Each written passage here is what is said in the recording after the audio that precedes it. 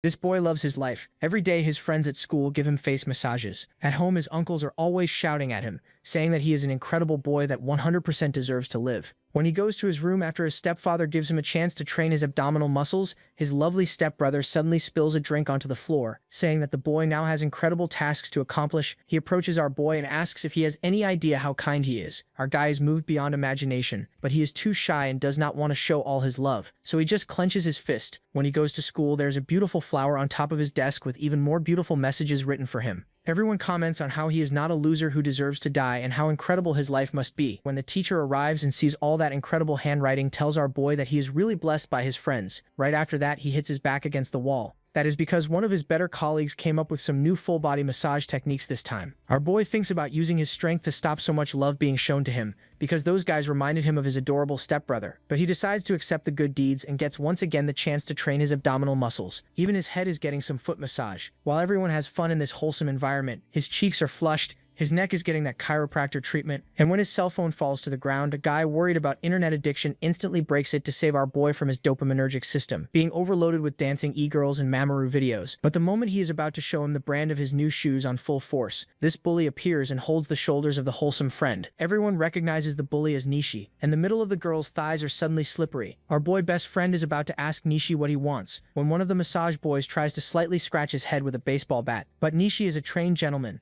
so not only does he easily block the attack with his back, he also delivers a free dental care to the dude's mouth, who instantly falls to the floor from such unexpected kindness. Nishi the panty creamer then kindly asks everyone to go rest, and the trio goes away sad because they could not give our boy the full body massage he deserves. Nishi sighs and talks to our boy asking why he does nothing when others show love. He should try starting massaging everyone too, but our guy just stands and walks away, just replying that Nishi knows nothing about him. The dude though is impressed. This body receives such an intense massage but still walks away like nothing had happened. That could only be possible if he was evading every single movement at the last second to avoid the pleasures of the care. But nah, that would be impossible, he concludes. Later, our boy is back at the rooftop observing that lovely school. His biggest problem is that since his cell phone broke, he cannot really watch a Mamoru video. The happiness from being free of that addiction is so intense that he starts climbing the fence, and suddenly he opens his arms in pure joy just thinking about flying without a parachute. But that is when his perfect life gets turned upside down, with strange numerical pillars that appear from the sky and start raining down at the city. Every Mamoru watching gadget began to electrify their hands, making every student lose their grip, and that is when the happy life of our boy began to shatter. Down below he heard screams, and from the cell phones the numbers began to distort and create form, and all of a sudden a goblin mutated from inside of it. Before one could understand, every student was running for their lives. Blood began to pour while our boy was just watching it all from above. A goblin rushed and crushed its first skull. Creatures were freely roaming the school, and the protagonist was watching it all from above. Lifeless bodies dropping, calling for their families, and a mountain of students was stacked in a few minutes. But our boy that had that incredible life before was sad, saying things like, "Yeah, I was ready to jump, but I am blessed with this incredible view." Seeing girls getting free clothing changes and guys being eaten as a whole by spiders was indeed a beautiful sight. No more funny games. Now he was happy that those fuckers who looked down on him so fucking much were all dying like the trash they were. That served them perfectly. All of them could go to hell. His life was shit. His parents were gone. Everyone in this society was already a monster, and his brother even worse, so none of it mattered. He did not care. He was crying tears of happiness. But then he heard something breaking behind him, and when he looked back, a green dwarf appeared carrying a war trophy and a bloody machete. Our boy thought for a second that this could be a dream, but no way. The smell and fear were too real. The dwarf lunged at him, drooling, and tried to vertically cleave our boy, who dodged at the last second. Seeing that he was trembling out of fear but knew he had to act, as his brother told him to just die like the trash he is, he clenched his teeth and said, "Not like that." He grabbed a pipe and blocked the attack, shouting he would not die miserably like that. The green dwarf kept striking and he kept blocking, feeling the throbbing pain. And when he thought he was about to push the creature off, the monster once again took the upper hand. But in that second, everything went monochrome. For a second he felt the flow state, his concentration heightened to the limit, and his body control hitting perfection. All of that just to kick the goblin in the balls. But props to him, because that was all he needed to take the lead and smash the creature to a pulp. Seeing the dead dwarf, he vomited, but recomposed himself and shouted a pure emotional roar. His life up until now was trash, and he did not want to live. But for some reason right now he did not feel like dying. But unfortunately that was when his lids got heavy, and everything went to black. But then a voice tells him to snap out of it, and the shock nearly makes him jump. It's Nishi. Relieved to see our boy in one piece, he says the injury to the protagonist's head looked so bad he was sure he was done for. Our boy looks completely wrecked, while Nishi tells him to take it easy.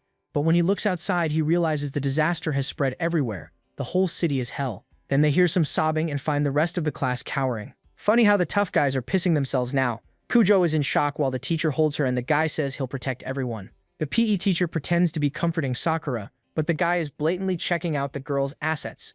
The others already know what it's like to be devoured by the eyes of this so-called hard-working man. But our boy ends up getting distracted when he sees the huge barricade over in the corner. Nishi explains they threw that protection together in a hurry, and that everyone ran up to the roof to escape the monsters. Lots of injured people, while the building behind them is turning into a barbecue. All that junk is the only thing separating them from death. Nishi is blaming himself like crazy, because there were people begging to be let in before everything got sealed off. The kid is on the verge of having a breakdown. Just look at that mangled hand trying to cling to life while the goblins tear through the stairs, pure concentrated despair. The teacher explains that there's no way to open it without letting the monsters in too. The poor people outside see them through the gap and beg for help. Neshi still tries to argue that there are people alive out there, but the hands on the other side are already losing strength. Desperate screams echo from behind the rubble, and Neshi is having a total meltdown. Bro is in shock. He says that deep down he just wanted to survive, and that his survival instinct took over. But then our boy says it's not his fault. While staring at the dead goblin, Nishi asks if the protagonist was the one who soloed that thing and says he's amazing before admitting that he, on the other hand, completely froze up. Nishi laments not having the MC's courage while Rakuto keeps that same blank expression.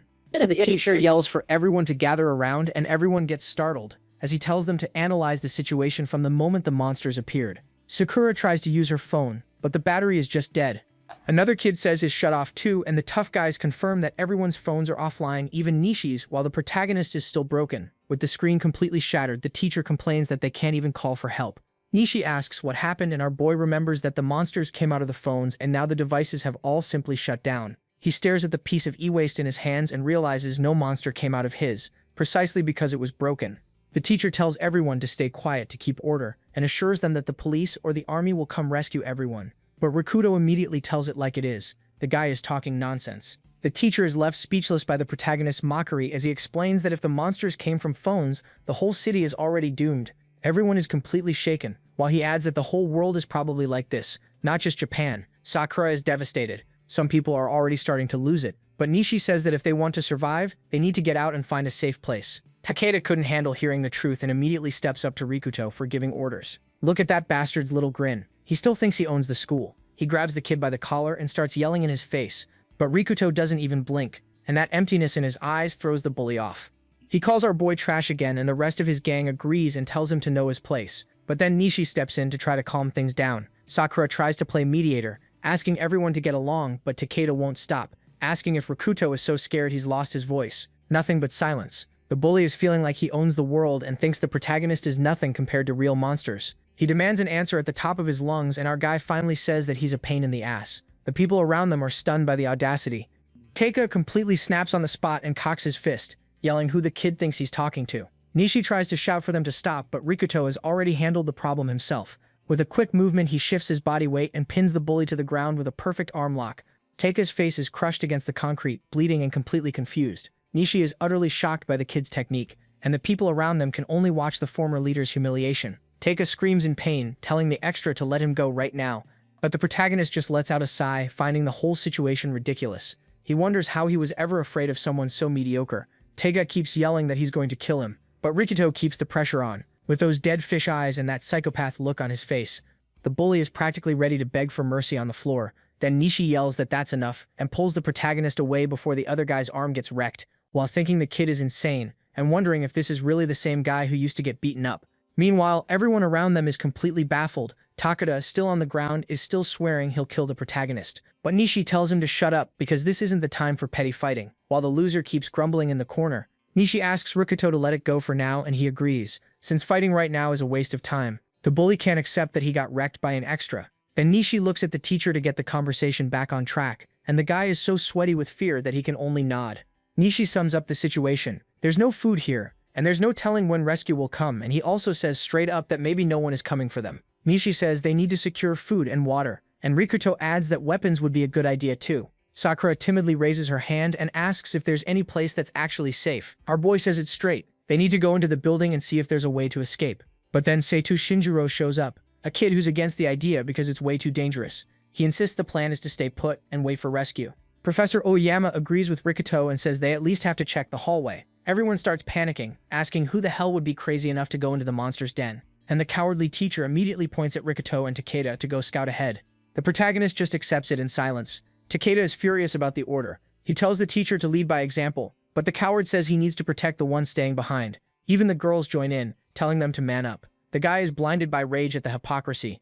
But while they waste time yelling, our guy is already at the door, ready to face the slaughter. Even the tough guy is left speechless by the kid's coldness. He asks if Rikuto is serious, and the MC explains that staying there doing nothing will only make things worse. He simply refuses to die. The girls are stunned by his aura, while Nishi stares at the protagonist and lets out a little smile. He grabs the guitar case and says he's coming to look for survivors. The teacher freaks out, worried about being blamed if the golden boy dies, and the girls beg him not to go. But Nishi can only think about what a hypocrite that old man is. He says he's glad to go with Rikuto, while Takeda, the chihuahua, trembles with shame. Nishi is laughing inside at Takeda, straight up calling the guy a chihuahua, but he explains that the mission is dangerous and their chances of dying are extremely high. Then he smiles and says he's just like our protagonist, and the two agree. They both have reasons to keep breathing and won't make it easy for the monsters. Total focus. Rikuto swears there's no way he's dying in a dump like this, and flashes that smile of someone ready for chaos as they walk. Nishi says the protagonist seems like someone he can trust, but then he realizes something and asks what our guy's name is, and the kid finally introduces himself as Kurogane Rikuto. Nishi introduces himself all cool and handsome, surprised the protagonist doesn't know who he is, but Rikuto just goes, okay, and the guy cracks up at the kid's coldness. With the school burning behind them, the pact is sealed. Now they're partners. They make their way through the rubble, and Rikuto gives the signal to move forward straight into the lion's den. The hallway looks like something out of a horror movie, with bodies scattered all over the floor. Nishi is breaking out in a cold sweat, but Rikuto tells him straight that this isn't a dream, and the blonde is still puzzled by the silence. With no monsters anywhere nearby, while the protagonist figures they may have gone hunting in the city, Rikuto explains that since classes had already ended, there wasn't much prey left around there, so the monsters went hunting in the city. Nishi is even a little shaken hearing our guy talk with that much coldness, but suddenly he hears a crack coming from up ahead. He tells Rikuto to stop immediately, and the two listen carefully to see if any more noise is coming. The tension rises, then they sneak a careful peek and come face to face with a buff goblin holding a club. The protagonist asks if they can take it, and Nishi confirms this one they can handle on their own. Nishi takes a deep breath and accepts it, and starts opening that guitar case, revealing that the instrument is actually an elite bow. The golden boy immediately takes a firing stance, drawing the string with a professional calm, and the arrow shoots down the hallway like lightning, striking the monster straight in the chest. The creature is left stunned as it feels the metal sink in, while Rikuto immediately takes advantage of the opening and comes charging in from behind, and the goblin lets out a bizarre scream of pain. Nishi instantly goes on alert at the creature's scream, but the buff goblin is no joke, and immediately gathers momentum, leaping high into the air to bring the club down on the archer. But our boy is faster and steps in front with the metal pipe, landing a perfect blow. The monster is thrown backward while Nishi watches the creature tumbling down the hallway. The creature tries to get back up, completely battered. Look at the nasty look on that goblin's face. Rikuto doesn't give the creature time to react, and brings the metal pipe down with years of pent-up rage, leaving the weapon completely soaked in blue blood. The monster blacks out, and Nishi says Rikuto is as brutal as he imagined. The kid immediately asks if more of them are coming, and our guy confirms the area is clear, praising their teamwork. But Rikuto knows that was just the warm-up. He remembers there are giant dragons out there that no army can handle. Nishi looks at the body and says, "This goblin is just a low-level enemy, like one of those tutorial monsters you kill without any effort." Rikuto agrees these creatures are only the beginning, and reminds him that the world is now infested with orcs, slimes, and every kind of abomination. Nishi tries to laugh it off, but looking at our guy's hand, it won't stop trembling. He says it straight. In a game this would be easy, but here their lives are on the line. While wiping the blood off the pipe, the protagonist remembers they don't have cheats or magic, and that they're just two ordinary humans. But Nishi doesn't buy that and says Rikuto is different, and he asks if the kid ever had a master, which makes the MC freeze up. The protagonist's expression turns dark on the spot as he remembers getting beaten with a bamboo sword. His asshole brother Kaido used to beat the kid mercilessly in the dojo, and even enjoyed his suffering. Rikuto closes his eyes to erase the memory and says he never had any master at all. Nishi asks why he never fought back against the bullies while the school burns outside. They pass through destroyed classrooms and hallways full of bodies, noticing that the 6th floor is bizarrely silent. Rikuto explains that the floor is empty because it only has rehearsal rooms, and Nishi agrees that makes sense, but warns that things are about to get seriously intense. The protagonist decides to set expectations straight to find out if the goal is still to assess the situation and see if they can escape. He says it straight that the important thing is getting out alive with the information, and adds that if necessary, he'll leave Nishi behind without thinking twice, and tells the guy to do the same if things go south. Nishi takes it well and says that in an emergency there are no hard feelings, and Rikuto even lets out a little smile. Nishi comments that he acts all tough, but deep down he's not really like that. The The golden boy scratches his ear with that little smile of someone who has already figured the protagonist out, but a scream for help cuts through the silence, and Rakuto freezes instantly. The kid takes off flying toward the sound, ignoring Nishi, who yells for him to wait. The archer notices the guy isn't even listening and cracks up because the MC said he'd abandon the others, yet he was the first to run to help. Nishi is practically losing a lung trying to keep up with the protagonist, while the two of them rush down the silent hallway. But the silence ends when they come face to face with this absolute tree trunk of a leg. It's a giant ogre simply wiping the floor with the smaller goblins. Kotone watches everything in shock and thinks she needs to help, but the poor girl is shaking like a leaf. But inside the room, the sound is pure despair, with the goblins being as low level as possible with the girls. The floor is already covered with people who never stood a chance, and the creature is already on top of Sakura. Good lord, look at how stacked this girl is, but this is really not the time for that. Koatone is standing there falling apart from fear and tries to convince herself that she has to save Misaki, who is being cornered by a goblin that has no interest in talking, and the creature attacks, splattering the floor with blood. The girl completely panics, covering her ears and praying this is all a dream, and starts apologizing in utter desperation, feeling like the worst person in the world for not being able to react. Outside, the school seems peaceful, and she remembers when Rakuto was getting beaten, and she just stood there watching. In the flashback, the bullies were humiliating Rakuto, and Kotone watched it all, knowing she needed to step in, and even tries to open her mouth to tell them to stop. But the asshole drives a kick straight into the MC's face, infuriating. The girl could only tremble and apologize to him in her head, until Saito touches her shoulder and tells her class is about to start and pulls her by the hand while Rakuto is left there on the ground, and the two of them just move on. In the present, night has already swallowed the school. Kotone wakes from her blackout and finds herself locked inside a locker. She remembers Misaki while hearing slimy noises outside and wonders how long she was out. She fumbles for her phone in the dark, but the locker suddenly starts shaking, and she holds her breath in terror. And then suddenly total silence. You can feel her desperation from here. Out of nowhere, a beam of light cuts through the ceiling and reveals that her hiding place is done for. 3 goblins are already there surrounding her, while she looks to the side and sees Misaki's body. The poor girl is completely cornered, and the creature is already yanking her by the hair, while she begs for mercy. But the monster only lets out a roar right in her face, and the creatures are already going after her uniform.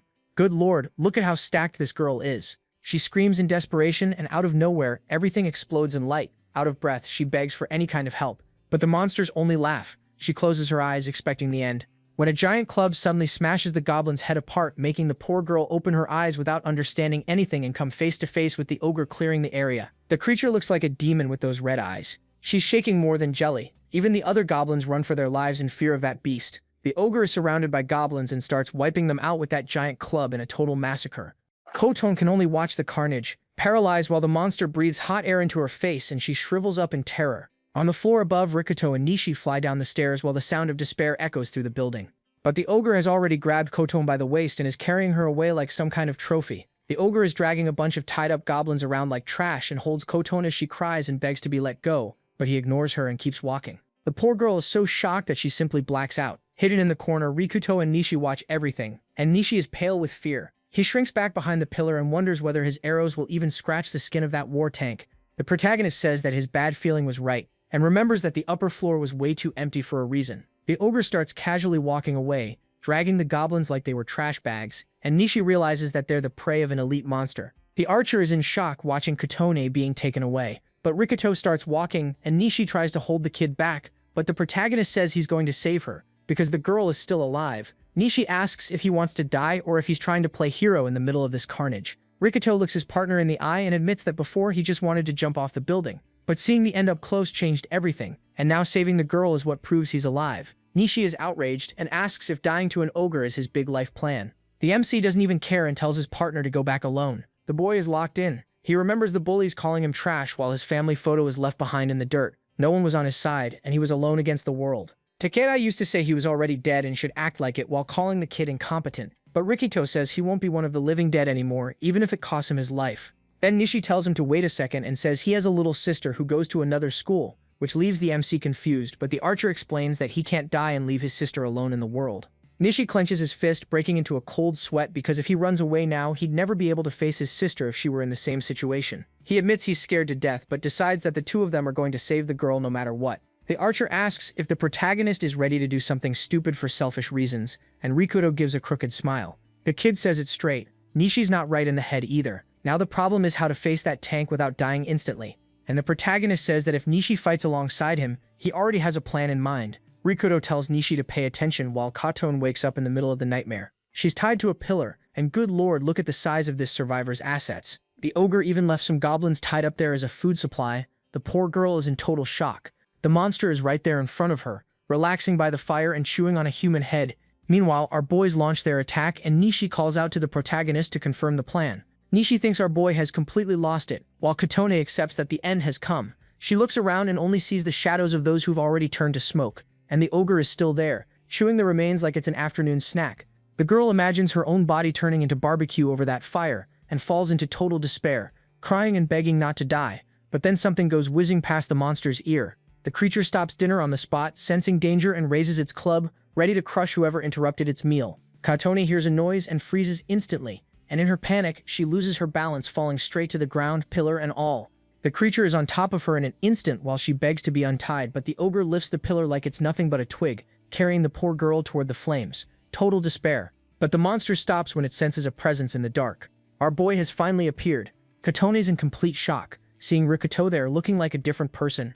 He just tells her to close her eyes and that's it. She can't even process it. The ogre tosses her aside and focuses on our boy and pulls the giant club off its back and comes charging in to crush him. But the protagonist is smart and grabs the fire extinguisher right away and blasts the creature in the face with the spray, blinding the monster instantly. The MC kicks the extinguisher aside and runs to free Katone, telling her to stay quiet. She can't understand why he came back to save her while he tries to cut the ropes with a little knife, but the damn thing is way too tough and won't cut at all, and carrying her together with that giant pillar is out of the question. So Rikuto immediately gets the backup plan ready. Ho starts banging hard on the metal pipe, making the sound echo 3 times down the corridor. Nishi hears the signal and immediately realizes things have gotten worse for them. Nishi remembers our boy's crazy plan and runs down the corridor, giving it everything he's got, even though he's terrified of screwing up. But the ogre is already huffing right behind them and lets out a roar so foul you can practically feel its breath from here. The creature comes at them with pure rage while Katone screams and Rikuto dodges. Total focus. He faces the giant with the pipe gripped tight, knowing that being off by even a millimeter means game over. Rikuto knows that one slip-up means a coffin, while Katone screams his name and he enters the zone, raising the pipe to meet the club head-on. Incredible precision. He redirects the weight of the blow straight into the ground, which cracks apart from the impact. The ogre is thrown off, and the MC lets out a smile, feeling his muscle memory return, and now the creature is truly screwed. The ogre is raging and roaring in pure hatred while Rikuto gets ready to counterattack. Instead of facing brute force head-on, he just redirects the club's trajectory, making the monster slam it into the ground. In the same motion, he strikes the beast's foot, making it let out a howl of pain. The protagonist remembers his father now and realizes those kendo lessons stayed with him ever since his training days at the dojo. Rikuto silently thanks the old man while Kotone is left speechless by his skill. He realizes the monster is nothing but brute strength and zero technique, while the beast snorts in pure rage. The ogre raises the club with all its might to crush him, but the MC is already prepared and dodges the blow with absurd ease, leaving the beast completely baffled. The metal pipe cracks against the monster's arm and our boy is already circling to find the next opening. The beast keeps charging in with pure brutality and Rikuto realizes the attacks are totally predictable, with no feints at all, just brute force. The ogre is furious at being made a fool of and even backs off a little, confused about what's going on. Kotone is stunned watching the fight, but she realizes our boy is at his limit with his hand shaking so much the metal pipe is almost slipping out. To make matters worse, the monster is a tank and barely feels a thing, so going head-on now would be suicide. Nishi is running for it, and Rikuto tries to lure the beast, which snorts in pure rage, but out of nowhere the monster turns around and with bizarre strength lifts the pillar with Kotone still on it. And the protagonist freezes on the spot, cursing out loud while the ogre brings the blow down to crush him. The impact makes the school shake and the classroom turns into pure rubble. Rikuto dodges being crushed by a hair while the ogre comes after him, drooling. Poor Kotone being used like a hammer. She remembers a sunny day at the park where 2 boys were making her life miserable. But then a little boy showed up to step in. It was little Rikuto protecting the girl. And now she cries in guilt for having turned her back on him. Outside, Nishi takes position and thinks the protagonist is a monster at dodging. Rikuto is at his limit and can't hide his exhaustion anymore, while Nishi gets ready in the hallway to lure the beast into a straight line. He's focused and says he'll end this right here. The ogre keeps up the chase in pure fury and brings the pillar down to try to crush the protagonist. The MC still manages to block the blow with the pipe, but it's clear the strain is way too much. His hand is giving out and his grip is gone. The beast takes advantage of the opening to leap in with everything it has and sends our boy flying with a brutal swing of the club. Sent flying with full force while his partner watches in shock, seeing our boy hurled toward death until he crashes onto the floor. Nishi panics, remembering he'd only have one chance, but the problem is the angle is terrible with the beast snorting right there and the distance being awful to land the perfect shot. Nishi is breaking out in a cold sweat and almost loses the arrow in desperation, but Rikuto tells him to stop. The kid is completely battered but gets back up and says he needs to be a few meters closer. Kotone can only cry. The ogre moves in to finish the job. Coughing up blood, his knee gives out face to face with the monster. I would have had a heart attack right there. Rikuto can barely stay on his feet while the ogre looks like a mountain of flesh in front of him. The beast lets out a roar loud enough to deafen anyone and prepares the final blow. Nishi only hears the sound and freezes. Katone begs him to run and save himself, but the protagonist's gaze is on another level. She cries in guilt, saying she doesn't deserve this. And then we go back to the past, to the day he was getting beaten down by delinquents, while she just watched. She was there hiding, almost working up the courage to tell them to stop, but then Saito suddenly shows up and startles her. He starts lecturing her right away, saying she can't get involved in this kind of thing by herself, and that she just needs to do what he says. While Rikuto gets kicked around in the background, she just lowers her head and walks away. In the present, she's sobbing uncontrollably for having been such a coward. But the ogre doesn't care about drama and charges in with bloodlust in its eyes to finish the job. The beast is so enraged it's practically grinding its teeth apart and uses Katone like a club to crush Rikuto once and for all. But our boy realizes the club has lost its power and knows this is the moment. He goes all in and slams the iron pipe right into the middle of its weapon. The impact sends the MC flying, but he lands with that little grin of someone who knows the plan worked. The ogre loses its balance and ends up letting go of the girl, who falls to the ground all battered up. The ogre quickly regains its balance and charges at Rikuto, and Katone falls into despair, screaming for the boy to run. But he just stays there, sprawled on the floor and unresponsive. The beast comes in drooling, ready to crush his head, but Rikuto only says he got the perfect distance for his partner. And at the far end of the hallway, Nishi is already in sniper position. With this angle and this distance, he never misses, and the monster even notices the movement, but it's already too late. That makes it way too easy. And then he fires the special arrow, slicing through the air straight toward the target. Bullseye, right in the beast's eye. But to understand that hit, we need to go back 10 minutes. Rikuto shows up holding a nasty-looking syringe, and Nishi realizes it was Sakura who got him the item. The kid explains it's 100% alcohol, pure lab-grade ethanol. She handed him the stuff before the expedition started. The plan is to attach it to the arrow and inject it straight into the monster's bloodstream. Nishi asks if it'll work, and the MC just confirms it. Like, if tequila can knock us down, that stuff's gonna fry the ogre. The beast is done for. Nishi thinks the plan is just theory, because a needle like that wouldn't get through the beast's skin. But Rikuto tells it like it is, and tells him to aim straight for the eye. Nishi asks how he can be so sure, and the protagonist explains that the monster's eye should be sensitive just like ours. The plan was simple. Rikuto would act as bait, and Nishi would finish it off. Back in the present, the beast is screaming in agony with the arrow buried in its eyeball, while Nishi can only call his partner insane. The plan was risky, but the signal of 3 knocks was Nishi's cue, and he hit dead center, earning our guy 10 points. The beast can feel the ethanol frying its brain. Rikuto is sprawled on the floor, just watching the damage. Katone can't believe the mob character actually saved her. The monster tries to rip out the arrow in pure desperation, but its legs are already giving out, and it drops the club. The protagonist realizes the chemical poison is taking effect. The beast is almost out cold, but it lets out one last roar of pure hatred and tries to crush our boy with whatever strength it has left. Nishi panics and screams for his partner, but the ogre is blind and swinging completely in the dark. It ends up throwing a punch into empty air that blows up the wall and leaves a massive hole in the hallway. Look at the size of that crater. The monster is on its last legs, panting and directionless. Even so, it still tries to throw itself at the MC, but Rikuto already has blood in his eyes and decides now's the time to settle this with his bare hands. The beast roars in fury while our boy jumps onto its back and hangs on with everything he's got, telling himself he only needs to hold on a little longer. But the ogre is still possessed like a demon, and Rikuto realizes things are about to get ugly. Nishi has no idea how to help while the protagonist jumps with the ogre and the two of them fall. The monster lets out a howl loud enough to wake the whole city.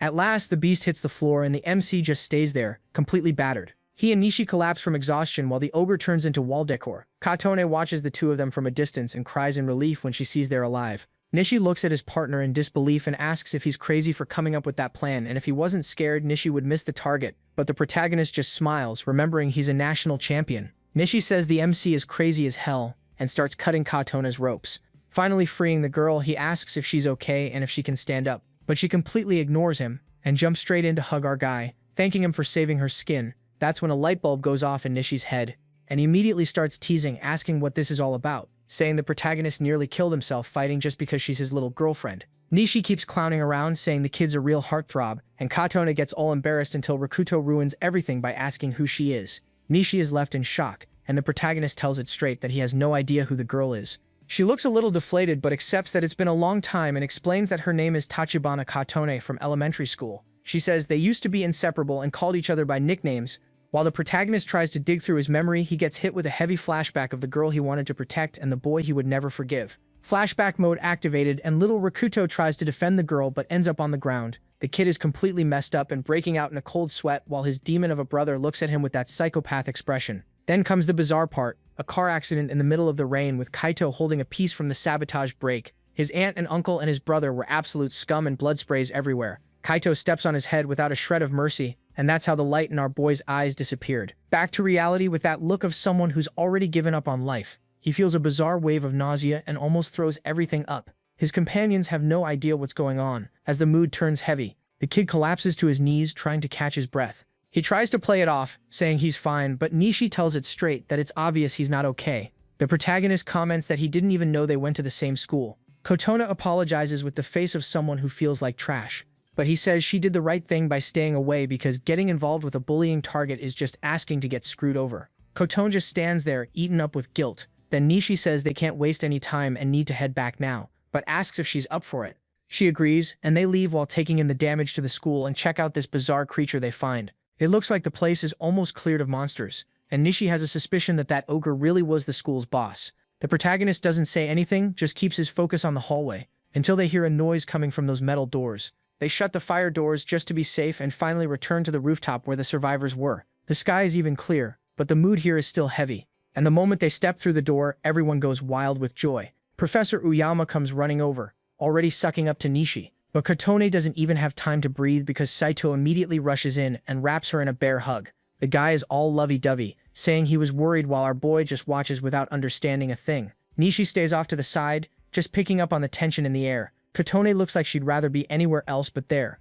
And Saito drops the truth that the two of them are dating. Just look at that fake smile on this guy. Sakura immediately jumps in, totally shocked by the gossip. The guy even says their families have already given the relationship their blessing. But Kadon can only lower her head, completely frozen. Seitu tries to thank Nishi for the rescue, but our guy cuts him off right away and tells him to thank Rikuto. The blonde can't believe the extra did all that by himself. And the gossip spreads fast, with everyone doubting whether the MC is really the same guy as before. Seitu finally talks to our boy, acting like he barely remembers his name and thanks him for the rescue, but then throws in that twisted comment that Kotone was nothing but trouble. Look at the venom. The protagonist doesn't even flinch. He says it was nothing. Then the faker asks them to leave the girl with him and takes her away, while the poor thing looks back. Sakura is also completely thrown off by this whole dating story, and Nishi takes the chance to thank her for the item she got, saying it saved their skin. She starts explaining the science behind the alcohol and leaves the kid totally dazed, but when he asks why she had that stuff, the blonde turns bright red. With talent like that, she can hide whatever she wants. Professor Uyama comes over right away, asking for a report, and Nishi explains that the situation outside is a disaster. No one else is alive. The news hits the group hard. At least the fire doors are locked and the teacher immediately relaxes, thinking they're safe. The teacher starts acting crazy and barking out orders, but the students just stand there noticing this guy's hypocrisy.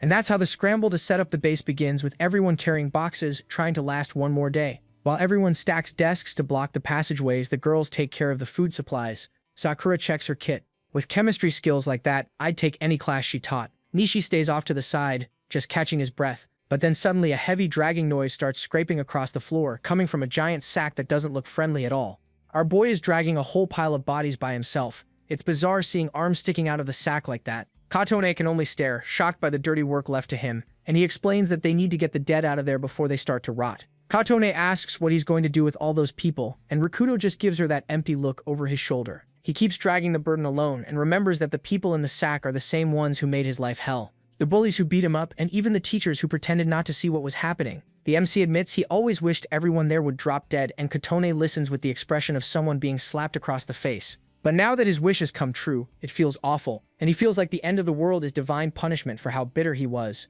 But to Kotone, he was always her hero, both now and in the past. The guy is left a little stunned hearing that. He remembers her as a child calling him by his nickname. She decides to help with the sack, and the protagonist even tries to stop her. He warns her that the scene is way too gruesome for a girl to see, but she tells him she can't keep running from reality anymore. Then out of nowhere, someone comes running up, and the two of them are startled. Saito comes flying in and shoves our boy to the ground. Then he starts yelling, asking what he's doing with his girlfriend. Look at how unhinged this guy is.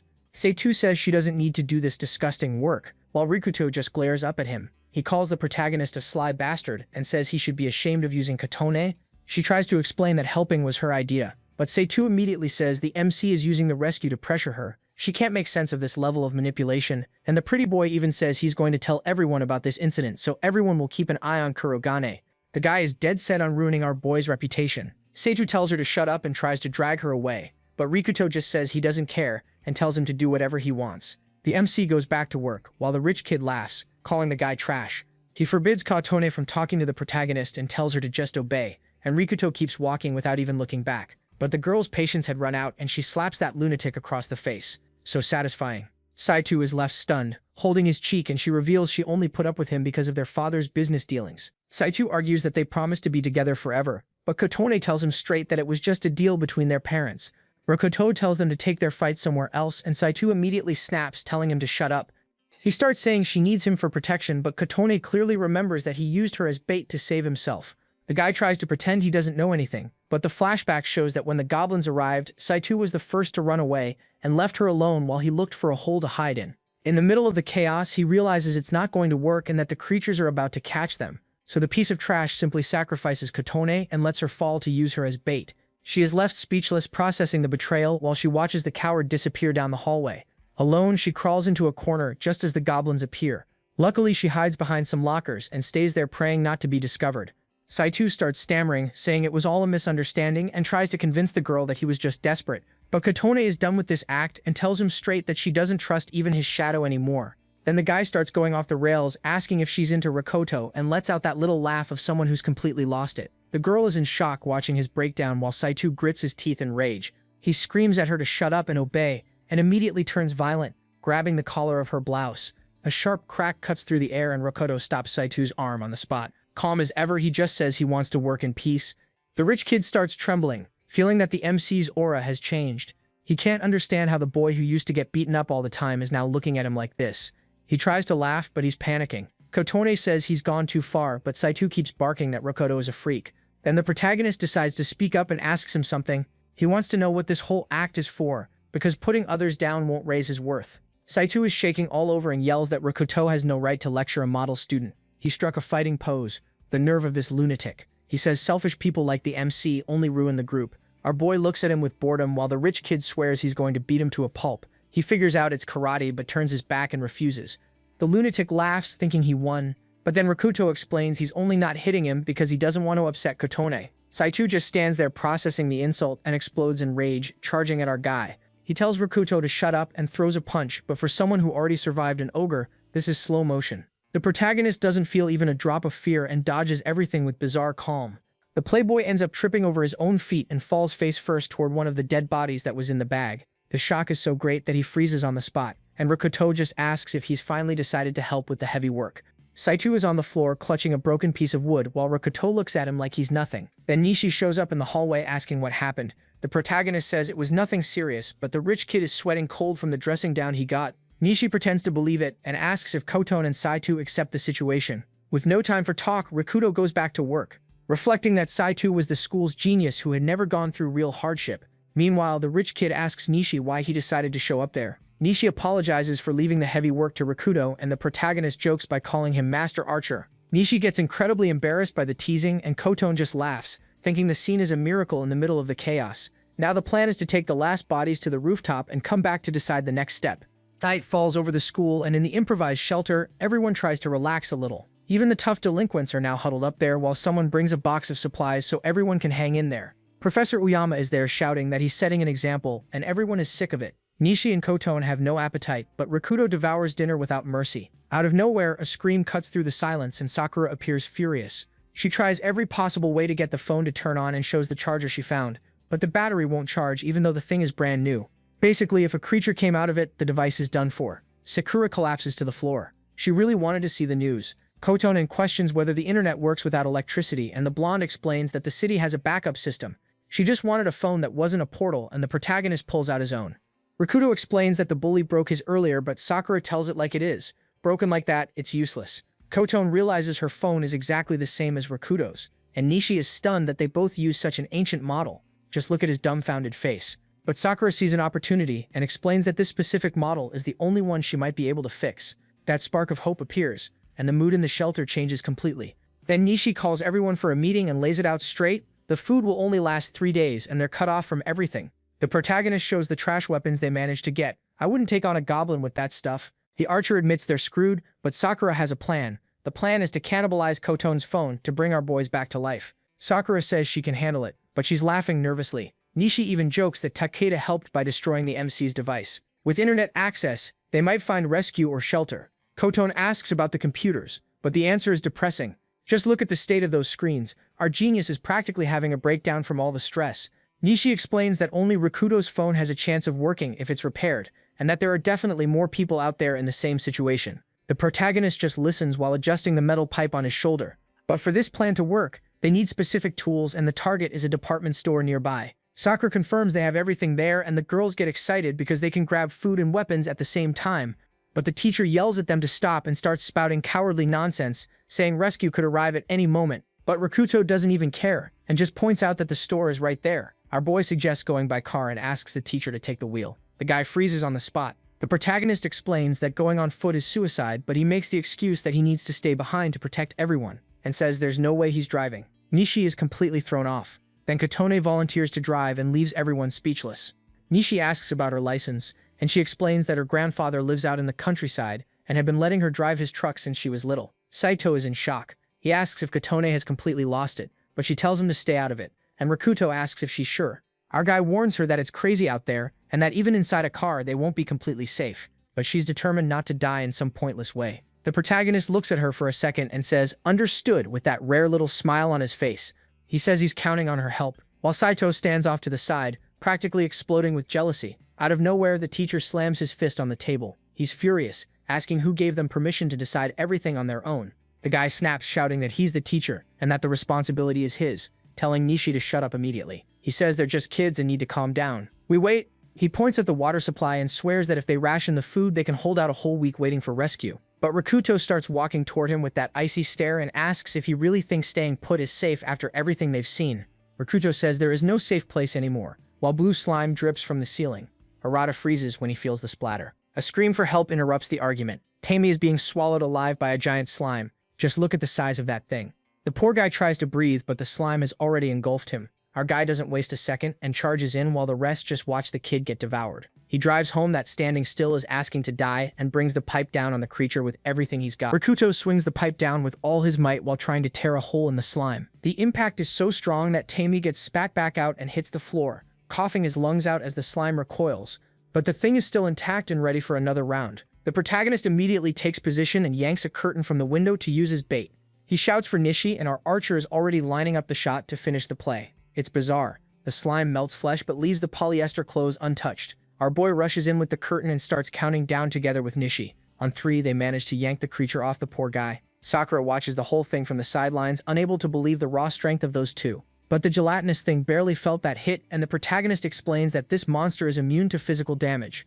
Nishi immediately starts panicking, asking where they're supposed to get fire, but Sakura brings the answer in her case. She throws the chemical liquid and then sets it on fire, and boom, the flames consume the gelatin in a second. All that's left is a stain on the floor, and Rikuto admits that she saved their skins. But the victory doesn't last long because Tammy is sprawled on the floor, lifeless. The MC is left speechless as the cowardly teacher comes over trying to make sense of the chaos. Rikuto stares the teacher down and the guy starts trembling, saying they all nearly got killed. The protagonist asks if the plan is really to just sit around waiting for a rescue they don't even know exists, and Uyama breaks down and drops to his knees. Just look at the state of this grown man. He gives up trying to be in charge and lets them do whatever they want. Out in the courtyard, Nishi starts sniping goblins and Rikuto cleans up the rest with the iron pipe. Job done. The MC confirms the area is clear, and Nishi tells them to run to the teacher's car that Kotone just found. Nishi hands over the key and gets startled when he sees it's a manual transmission, but Kotone says she actually drives even better like that. Then he sees Sakura coming over and she explains that she's the only one who knows the parts needed to fix the phone. All shy, she climbs into the seat, already lamenting that her life is going to end early. But then Nishi notices someone else coming and it's Saito showing up out of nowhere. He says he's coming too because it's his duty to protect Kotone. Unbelievable. Nishi immediately warns Saito not to cause any trouble, and the guy swears he's not stupid and that he wants to live too. While Kotone shows the map to the coward, Nishi just hopes he doesn't screw anything up. She asks if everyone's ready and Nishi confirms right away, putting his faith in the driver. Sakura looks like she's about to have a full-on breakdown from fear. The protagonist stays silent and gives the final order to move out off to the AO market. The car disappears into the distance while the people who stayed at the school watch from afar. One of the girls remembers that Rikuto ordered the bodies to be burned, but Professor Uyama loses it and starts smashing the wall with a stick. Just look at the state of that lunatic. He screams that he doesn't want to hear anyone say the protagonist's name ever again and yells that he's the one in charge there, leaving the other students stunned by his tantrum. But while he's making a scene outside, the city has turned into an all-you-can-eat buffet for every kind of monster, with those three-eyed wolves already securing dinner. The wolves have already surrounded the van and Kotone simply runs one over. Roadkill. Mission accomplished. Rikuto gives her a quick nice for the maneuver, and Nishi says small monsters are the least of their problems, but then he freezes on the spot when he sees a titan right there on the corner. No bumper surviving that thing. Sakura tells them to turn back and take the next corner to avoid it, and the protagonist puts all the pressure on our driver. Meanwhile, the sky is packed with creatures perched on the utility poles, and the wolves howl to signal that the van is surrounded.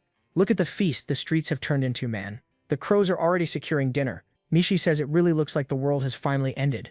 The protagonist asks if he saw any survivors, but Nishi admits he didn't see anyone. In the middle of the silence, Seitu tells them to stop the car and Kotone slams on the brakes.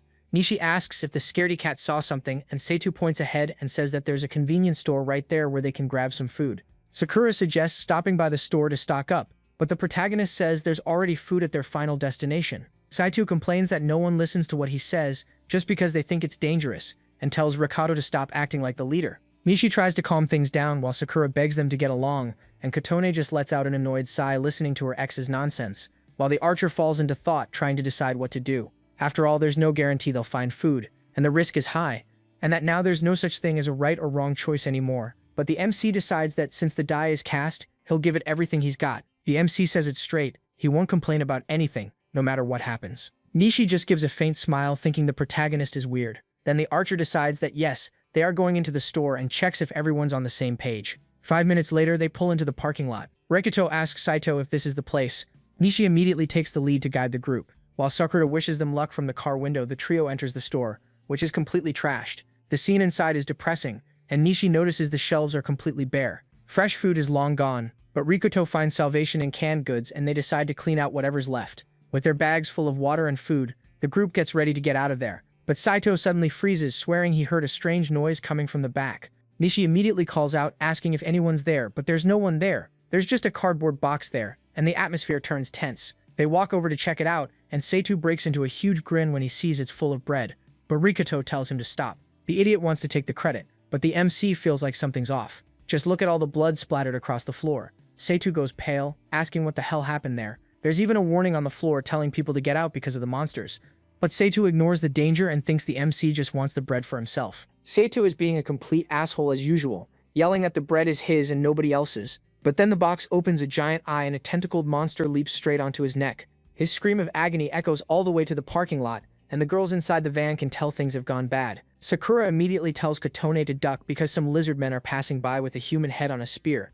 They freeze in place, hoping Rikuto is still in one piece, while inside, the monster from the box is slicing Seitu apart. But our boy isn't the type to freeze up, and he immediately charges at the giant eye. He lands a direct hit to freeze Seitu and immediately winds up the next one to finish the job. The kid realizes it's a mimic, just like in RPGs. But Nishi appears at the door, warning that things have gotten worse outside. A whole squad of lizard men is surrounding the parking lot. The two of them stay hidden, watching every move while the 5 monsters patrol past with those spears. Nishi is sweating bullets. The big lizard stops beside the car and starts sniffing the air while the 2 girls try not to breathe at all. But no luck. The creature finds them and panic breaks out. Rikuto sees what's happening and realizes the time for hiding is over and immediately says they'll have to charge in. Seitu is back there practically having a breakdown from sheer terror, and the protagonist decides to leave the dead weight behind. The creatures are already dragging the girls out of the car, and Sakura is desperate, screaming that she probably doesn't even taste good. The lizard raises its spear to end it all. Nishi wastes no time and fires a precise arrow into the creature's neck, and it drops dead onto the asphalt,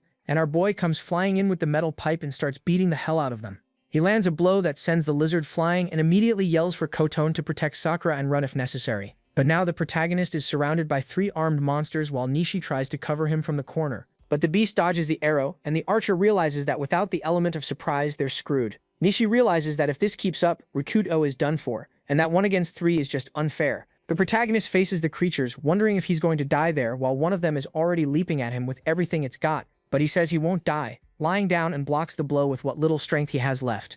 But a second lizard takes advantage of the opening and catches our boy off guard. He freezes up instantly, but someone throws a rock and hits the monster dead on.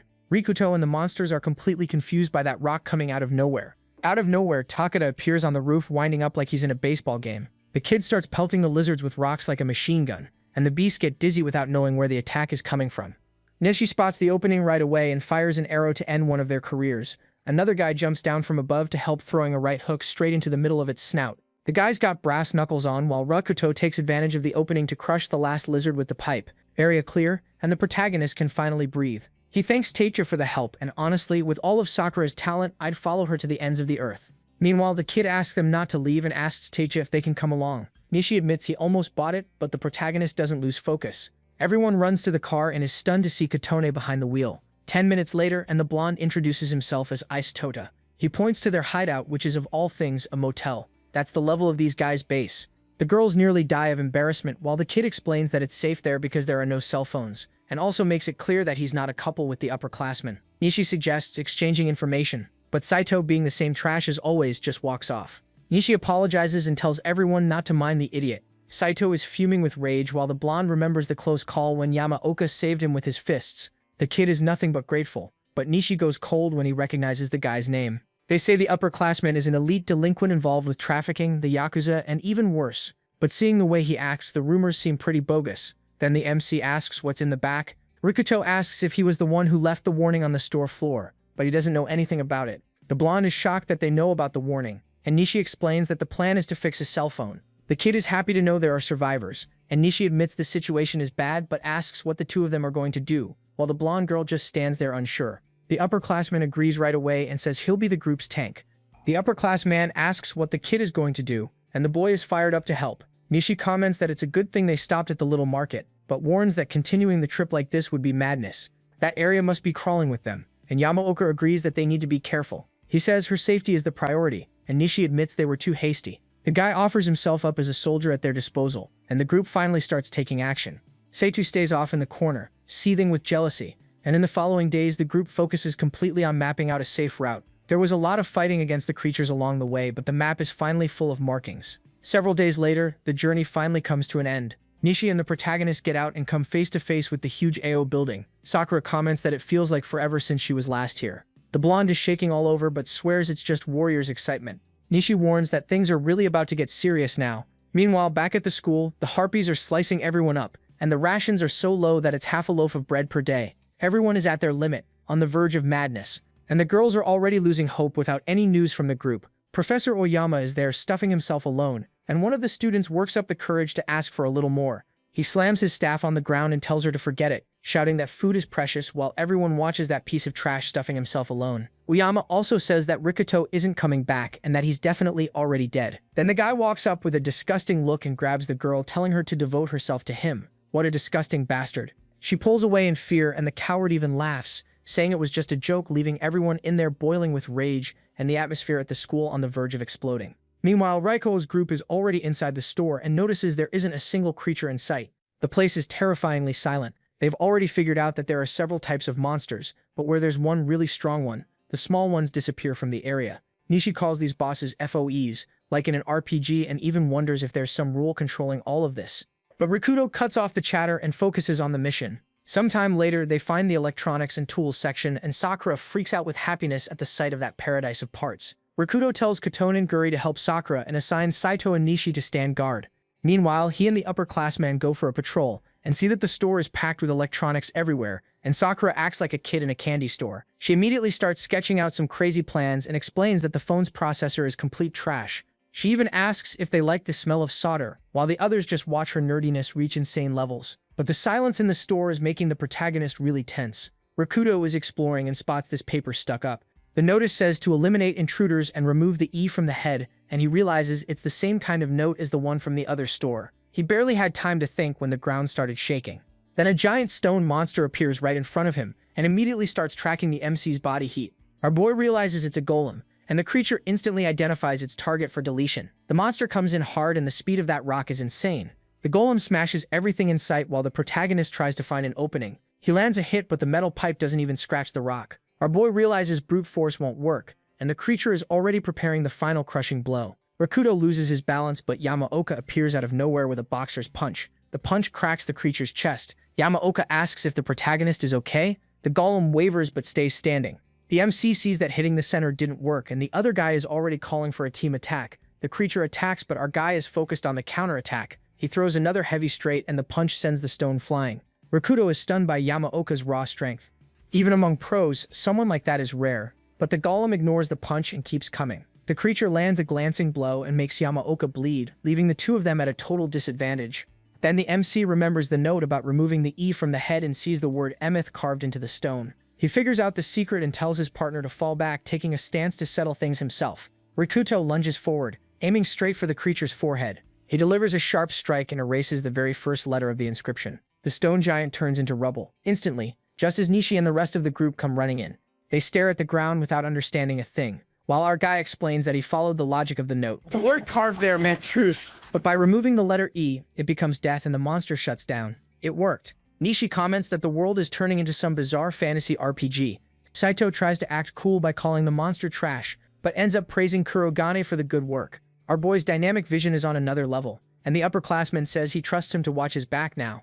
The blonde kid gets all fired up, wanting to be a hero too. Nishi says the boss is down and tells the group to focus on the loot, but Rikuto senses that something is wrong when a giant purple sphere comes rolling in. Nishi hears a noise coming from above, and out of nowhere a purple rock comes rolling down the stairs. No one expected a boulder in the middle of the mall, but Rikuto is quick and immediately pulls Kotone, avoiding the worst. But then the rock opens a bizarre pink eye and takes shape. Look at the size of this golem, man. The two of them realize the real boss has arrived, and the creature immediately identifies the intruders to wipe them out. The creature is enormous, and it starts by slamming a punch into the ground that makes everyone jump. Rikuto assesses the situation but realizes there's no way to reach the letters up there. Then Nishi steps in and fires an arrow straight at the target. It lands dead on, but doesn't leave so much as a scratch on the stone. Nishi is shocked that the creature is armored while the golem lets out a roar that shakes the whole mall. The boss's eye starts to glow and Sakura realizes the creature is charging an attack. Panic sets in and the protagonist yells for everyone to get out of there. Nishi immediately starts dragging Kujo and Takeda runs along with the rest of the group. Kotone calls out to Rikuto, but the shot fires at that exact moment. The laser tears through the entire mall, leaving the golem there, reigning in the middle of the flames. The golem stands there motionless right after blasting a massive hole in the floor. Our boy managed to pull Nishi out of the line of fire, but the kid is knocked out cold. Kotone asks if Sakura and the others are okay, and the coward is already starting to shake. The creature is blocking the way to the stairs, and he suggests leaving Nishi behind since he's dead weight. Rikuto says flat out that he won't abandon anyone, even if he dies, and the girl is moved while the other guy grinds his teeth in rage. Rikuto helps Nishi get up while everyone tries to recover and the giant golem appears through the flames. Nishi asks what that creature is doing, seeing that it's only focused on attacking the flames. The monster lets out a hollow, bizarre sound. Then our boy plants himself in front of the creature. He starts running to act as bait and yells for Kotone to get out of there already. She gets the message and leaves, dragging Saito's burden along. The MC realizes the golem's obsession is attacking the heat of the fire. The first golem said that it detected heat in the area. The plan is for Kotone to throw the flare to distract the monster, so our boy can get away. The problem is if the thing focuses on them on the stairs. The group is up there waiting. Rikuto gives the signal and tells her to throw it. She already gets her arm ready, but Saito suddenly grabs her arm and the flare drops, ruining the whole plan. The flare goes rolling down the stairs, and Rikuto can't believe the stupidity he just witnessed. Saito immediately starts stammering that he had to do it while Kotone desperately screams the protag's name. The monster wastes no time and throws a punch right at him, almost crushing the protag against the pillar. Robert, Rikuto tells the girl not to come closer and warns her to take Nishi and get out now. He even orders Saito to protect her no matter what. But that piece of trash already says the MC is done for and wants to bail. Kotone tells Saito to go to hell with a jab and runs into the middle of the chaos to try to save the protag. The thing lets out an eardrum-piercing roar, and Rikuto completely freezes, falling into that mindset that he's useless. Then that voice in his head comes back, tearing the kid apart, saying he's already dead and worth nothing. The golem is already ready to finish him off for good, but the girl won't accept that ending. She throws herself in front of him at the last second, and holds on to Rikuto with all her strength, determined not to leave him alone. The golem brings its arm down, destroying everything, and Rikuto asks why she was so reckless. But Kotone grabs the protag by the collar and asks how he can give up so easily. She tells him straight that the Rikuto she knows isn't like this, and the kid is left in shock trying to understand what she meant. Then he remembers that he always protected her in the past and regains his will to fight facing the monster because they're still alive. Out of nowhere, an arrow hits the thing in the head. The golem reels from the impact as reinforcements appear in the distance. Nishi shows up apologizing and jokes that he was taking a nap. Our guy and Kotone are relieved to see the group is alive. Takeda is there too, with that look like he's about to handle things. And the archer already says, now is the time for the counterattack. The The protag tells Katone to get back so the thing doesn't get her. The golem slams its arm down hard, destroying the ground where they were standing. Nishi comments that the situation is bad and running away isn't an option. To make everything worse, something is pounding on the door behind them, and Seitu is already panicking. Nishi warns that the little golems from downstairs are back and Seitu is practically having a heart attack from fear. Rikuto decides to draw the big monster's aggro and tells the archer to focus his shots on that E on its chest. But Nishi warns that he won't be able to hold out much longer. But the MC shouts that they need to fight while they're still alive. Sakura and Takeda just watch the fight from afar until the blonde gets an idea. She shouts the boys' names and says she can do something if they hold the monster off. Sakura explains that she has a plan, but it sounds kind of absurd. But Rikuto trusts her. The blonde is even shaken by the faith the protag put in her. She asks if he really doesn't think she's just talking crazy, and Rikuto immediately shouts for Nishi to help him with the distraction. While the blonde asks if she can really pull it off, and she says it's all or nothing now. At that, Yamaoka charges in while the golem grows furious. Now it's time to see if her weird concoction will save the day. Sakura is trembling all over while the golem nearly crushes Rikuto outside. Everyone is shouting and the blonde is already starting to crack under the pressure. She remembers that the protag believed in her, and that gives her the push she needs to finish the job. With extreme care, she finishes the mixture and celebrates that the stuff is ready. Good lord, look at the level of this chemistry genius. But she already warns that if it's shaken, it'll blow everything up, and now the goal is to hit the monster in the head. But the joy doesn't last long, because Sakura realizes she doesn't have the strength to throw the vial that high. But then Ice shows up and takes the thing from her hand, saying he was on the baseball team, and the throw is his job. The blonde almost has a heart attack, and tells him to be careful while the giant golem keeps being a living nightmare. Just look at the size of that thing, I would have run already. Nishi is at his limit, and the thing's eye starts glowing a sinister purple, making the boys think they were done for. But Ice is already getting ready to make the throw of his life. The blondie appears out of nowhere apologizing for the delay and throws a vial, saying it's a present from Sakura. The glass hits the thing dead on, while Katone asks what the blonde has been cooking up. The genius explains that she mixed some acids into glycerin and created pure nitroglycerin. Then the magic happens and Nishi is nearly blown away by the force of the explosion. Tuda is left with that dumbfounded look watching the thing get vaporized from the waist up. Nishi is left speechless at the damage and asks what that blast was. Sakura gives a little my bad with that face of hers. Can you believe it? And Blondie goes pale, telling her to warn them first. Look at the size of this building, where everything turned into gray rubble. Nishi says it was total madness to do that, but Rikuto doesn't even care, and is already opening the door while Nishi tries to hold the kid back, and sees that the stair railings have turned into nothing but a pile of rubble. Rikuto gives a little grin, saying they beat the boss, and immediately asks if Sakura got the parts. He says thanks, and the blonde girl almost melts from embarrassment, while Nishi says it's time to go. Then Colton tears into Saito, saying he's trash, and the coward tries to play it off like he just wanted to save her. She tells him to never come near her again. Nishi asks what happened, and Rikuto says things got tense. Then Saito starts freaking out, clutching his head in bolts, while Nishi yells for him to stop. Saito runs off like a madman and slips into the middle of a dark storage room. He's out of his mind, blaming the protagonist for everything, and saying the MC needs to die already. He kicks some boxes to vent his anger, but stops cold when he sees a silver knife. The object is stuck into a coffin covered in warnings telling no one to touch it, complete with a magic seal. The genius ignores the danger and pulls out the knife, making the lid open on its own. A red-eyed skeleton rises from the coffin and immediately grabs Saito by the throat. Meanwhile, Nishi and Yamaoka keep shouting for the runaway, and the guy suddenly appears behind them out of nowhere. He comes back apologizing with a bizarre smile, and Nishi gives him an earful for disappearing. Saito says they're done already and wants to leave acting weirdly cheerful. Yamaoka gets a chill without noticing that a red-eyed shadow is following them. The tires screech on the asphalt, and the group finally arrives at the base. Sakura even jokes that it felt weird going into a hotel while the hallways remain deathly silent. But the mood changes when she shouts that she did it, and everyone crowds around to see the miracle. Jugal loads, and she confirms the internet didn't go down and takes the chance to brag a little. The MC asks her to look for any rescue signal, but the feed is nothing but a graveyard of people asking for help. Sakura finds a post about a shelter showing living people in Amashima. Nishi wants to get out of there as soon as possible. While this lunatic watches the couple from afar, the kid is possessed by a bizarre shadow, and our guy says he'll explain everything tomorrow. But the mood shifts back at the school. The infirmary is a bloody mess, and there's a figure attacking someone on the bed. It's Professor Oyama, attacking a female student. Good lord, look at the size of this poor girl's talent. Oyama is enjoying the moment in a sick way while we see what happened at the school after the MC's group left. On the rooftop, the monsters are having a feast on the remains of those left behind. And things are looking bad for the group that stayed, with everyone already starting to go crazy from hunger. One of the boys loses it and demands food and even accuses the teacher of hiding the supplies. He tries to square up to the guy, but he doesn't even move and tells everyone to shut up and obey because he's the one in charge there. The kid tries to challenge him and throws a punch, and the sick bastard drops to the floor in humiliation.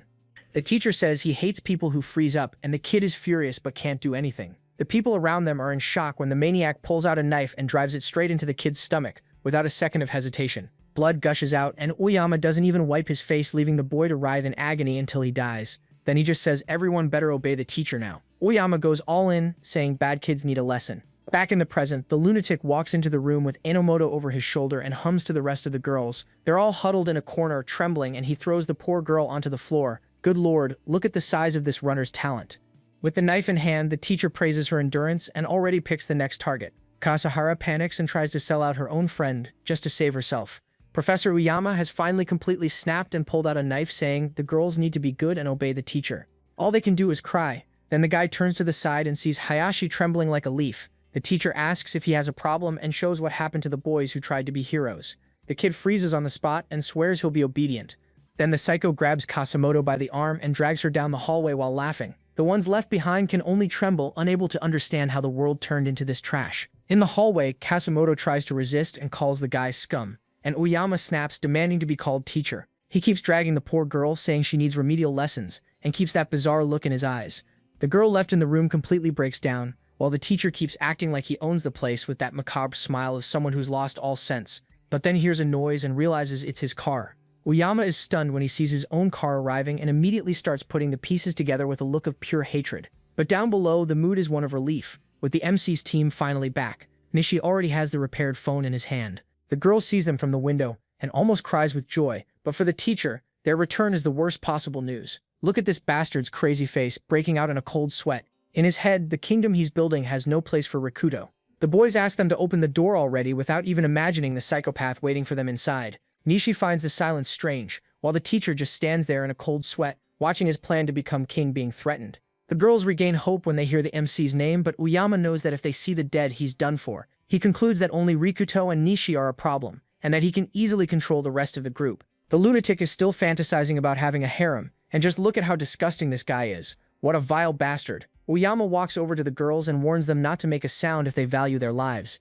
It's way too quiet, and Nishi asks the protagonist what they should do. Rikuto decides the only way is to force their way in and tells Kotone to use the car to ram the gate. Ko is already thrown off by his crazy plans. Then the teacher opens the gate and immediately puts on a huge fake smile at the sight of the group. Nishi explains that the phone is ready and the supplies are fully stocked. Issei shows up already, saluting, and the teacher's face twists into pure hatred. The lunatic covers it up with a little smile and calls Rikuto and Nishi over for a private talk. And Nishi wants to bring everyone, but Uyama insists on hearing from just the two of them first. The protagonist agrees, and the archer tells the group they'll be right back. Rizal fired up while Sakura carries the burden, but then Kotone realizes Saito has vanished without a trace. Kotone keeps wondering where that coward Saito disappeared to, while the teacher leads the boys down an empty hallway laughing to himself and convinced he's already won. He plans to steal Neshi's bow and become the new ruler of the world. Just look at this bastard's psychotic stare. They enter a classroom and the atmosphere instantly turns icy, with Nishi telling him to spit it out already. But Uyama decides to play dirty. He empties the fire extinguisher right into the boys' faces and immediately pulls out a knife, laughing like a demon. The teacher lunges at the blinded Nishi, but our Jupsunsage iron pipe is already in the air. He blocks the attack as calmly as can be. The lunatic freezes on the spot. Rikuto says his suspicions are never wrong, while Uyama wonders how he figured out the betrayal. The protagonist just points at the guy's left sleeve covered in human blood that wasn't there before. He doesn't know what happened while they were away, but now he's sure the teacher has gone way too far. The teacher remembers one of the students begging for mercy and warning that one day he'd pay for everything. The bastard starts trembling with pure rage and charges forward, screaming that no one is going to make a fool of him. But Rikuo isn't playing around and jams the pipe into his mouth. The blow is so strong that Oyama goes flying. The protagonist doesn't even blink. Meanwhile, somewhere else some harpies are slicing up what's left of a few students, while a man watches and says they're exactly what he needs. Dear God, just look at the size of those harpies' assets. Seto says it's finally time to begin and lets out that classic villain laugh with a sinister shadow behind him. Meanwhile, back at the school, things are hellish. The students are being treated like animals, and Kotona's being forced to hold the rope, binding everyone together. It's become total humiliation. Sakura tries to comfort her friend, who's completely falling apart, while Hayashi just watches with the grin of someone who's totally snapped. Kotona breaks down because hope vanished at the worst possible moment, and despair takes over the room full of bodies. Nishi is furious. He grabs the teacher by the collar and asks how he could dare betray his own group, but the guy has completely lost it. He laughs right in the kid's face and asks if they still expect to be saved. The sick bastard tells him to face reality, The world is over and hope is dead, since in the end everyone becomes monster food. Look at this lunatic's face. He says he just wants to have fun before he dies, and the girls are horrified by the disgusting things he's saying. Nishi boils with rage and draws back his arm, ready to beat this trash to a pulp, nearly smashing the teacher's face in. But R grabs his arm right away and says fighting this worm is a waste of time. He also makes it clear they can't take this maniac with them. Sakura doesn't understand any of it, but then Nishi drops the bomb on everyone and says the phone is fixed and they found a village of survivors. The girls cry with joy seeing that there's still a glimmer of hope. The teacher goes into shock. Tied up on the floor, he begs them not to abandon him, swearing that he's learned his lesson now. But the girls only look at this coward with disgust. The MC says they'll decide the guy's fate later because right now the focus is something else. But out of nowhere, a bizarre digital symbol appears in the sky. What the hell is that? Everything starts melting into binary code outside the window, and Rakuto realizes the synchronization still isn't over. Even the ground beneath them starts to shake. The MC runs to the window and sees new data pillars falling all over the city. It's bizarre. Monsters are appearing out of nowhere right in the middle of the street. They're popping up all over in front of the school.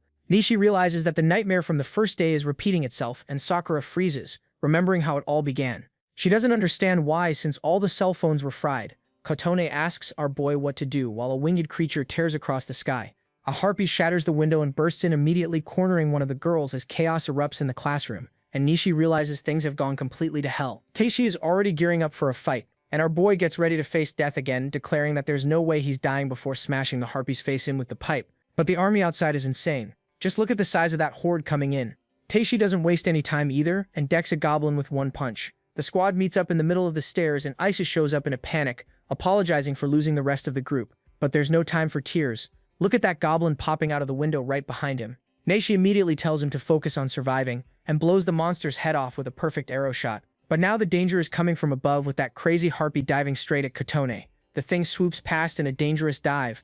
Even our Sakura gets caught up in it, freezing on the spot when she sees the size of that thing's teeth. The metal pipe cuts through the air, and Rikudo blows the harpy's head apart with one clean strike. He asks if Kotone is okay, and she turns bright red. But she gets suspicious because the creatures seem to be avoiding her. Nishi warns that the floor below is hell, and just look at the situation, there's a horde of monsters coming up the stairs. With no other option, our boy decides they have to go up. He tells everyone to run to the roof right now, and the whole squad starts sprinting up the stairs. Meanwhile, we see someone else's perspective, running down another hallway out of breath. This kid is running with a giant spider stuck to his foot.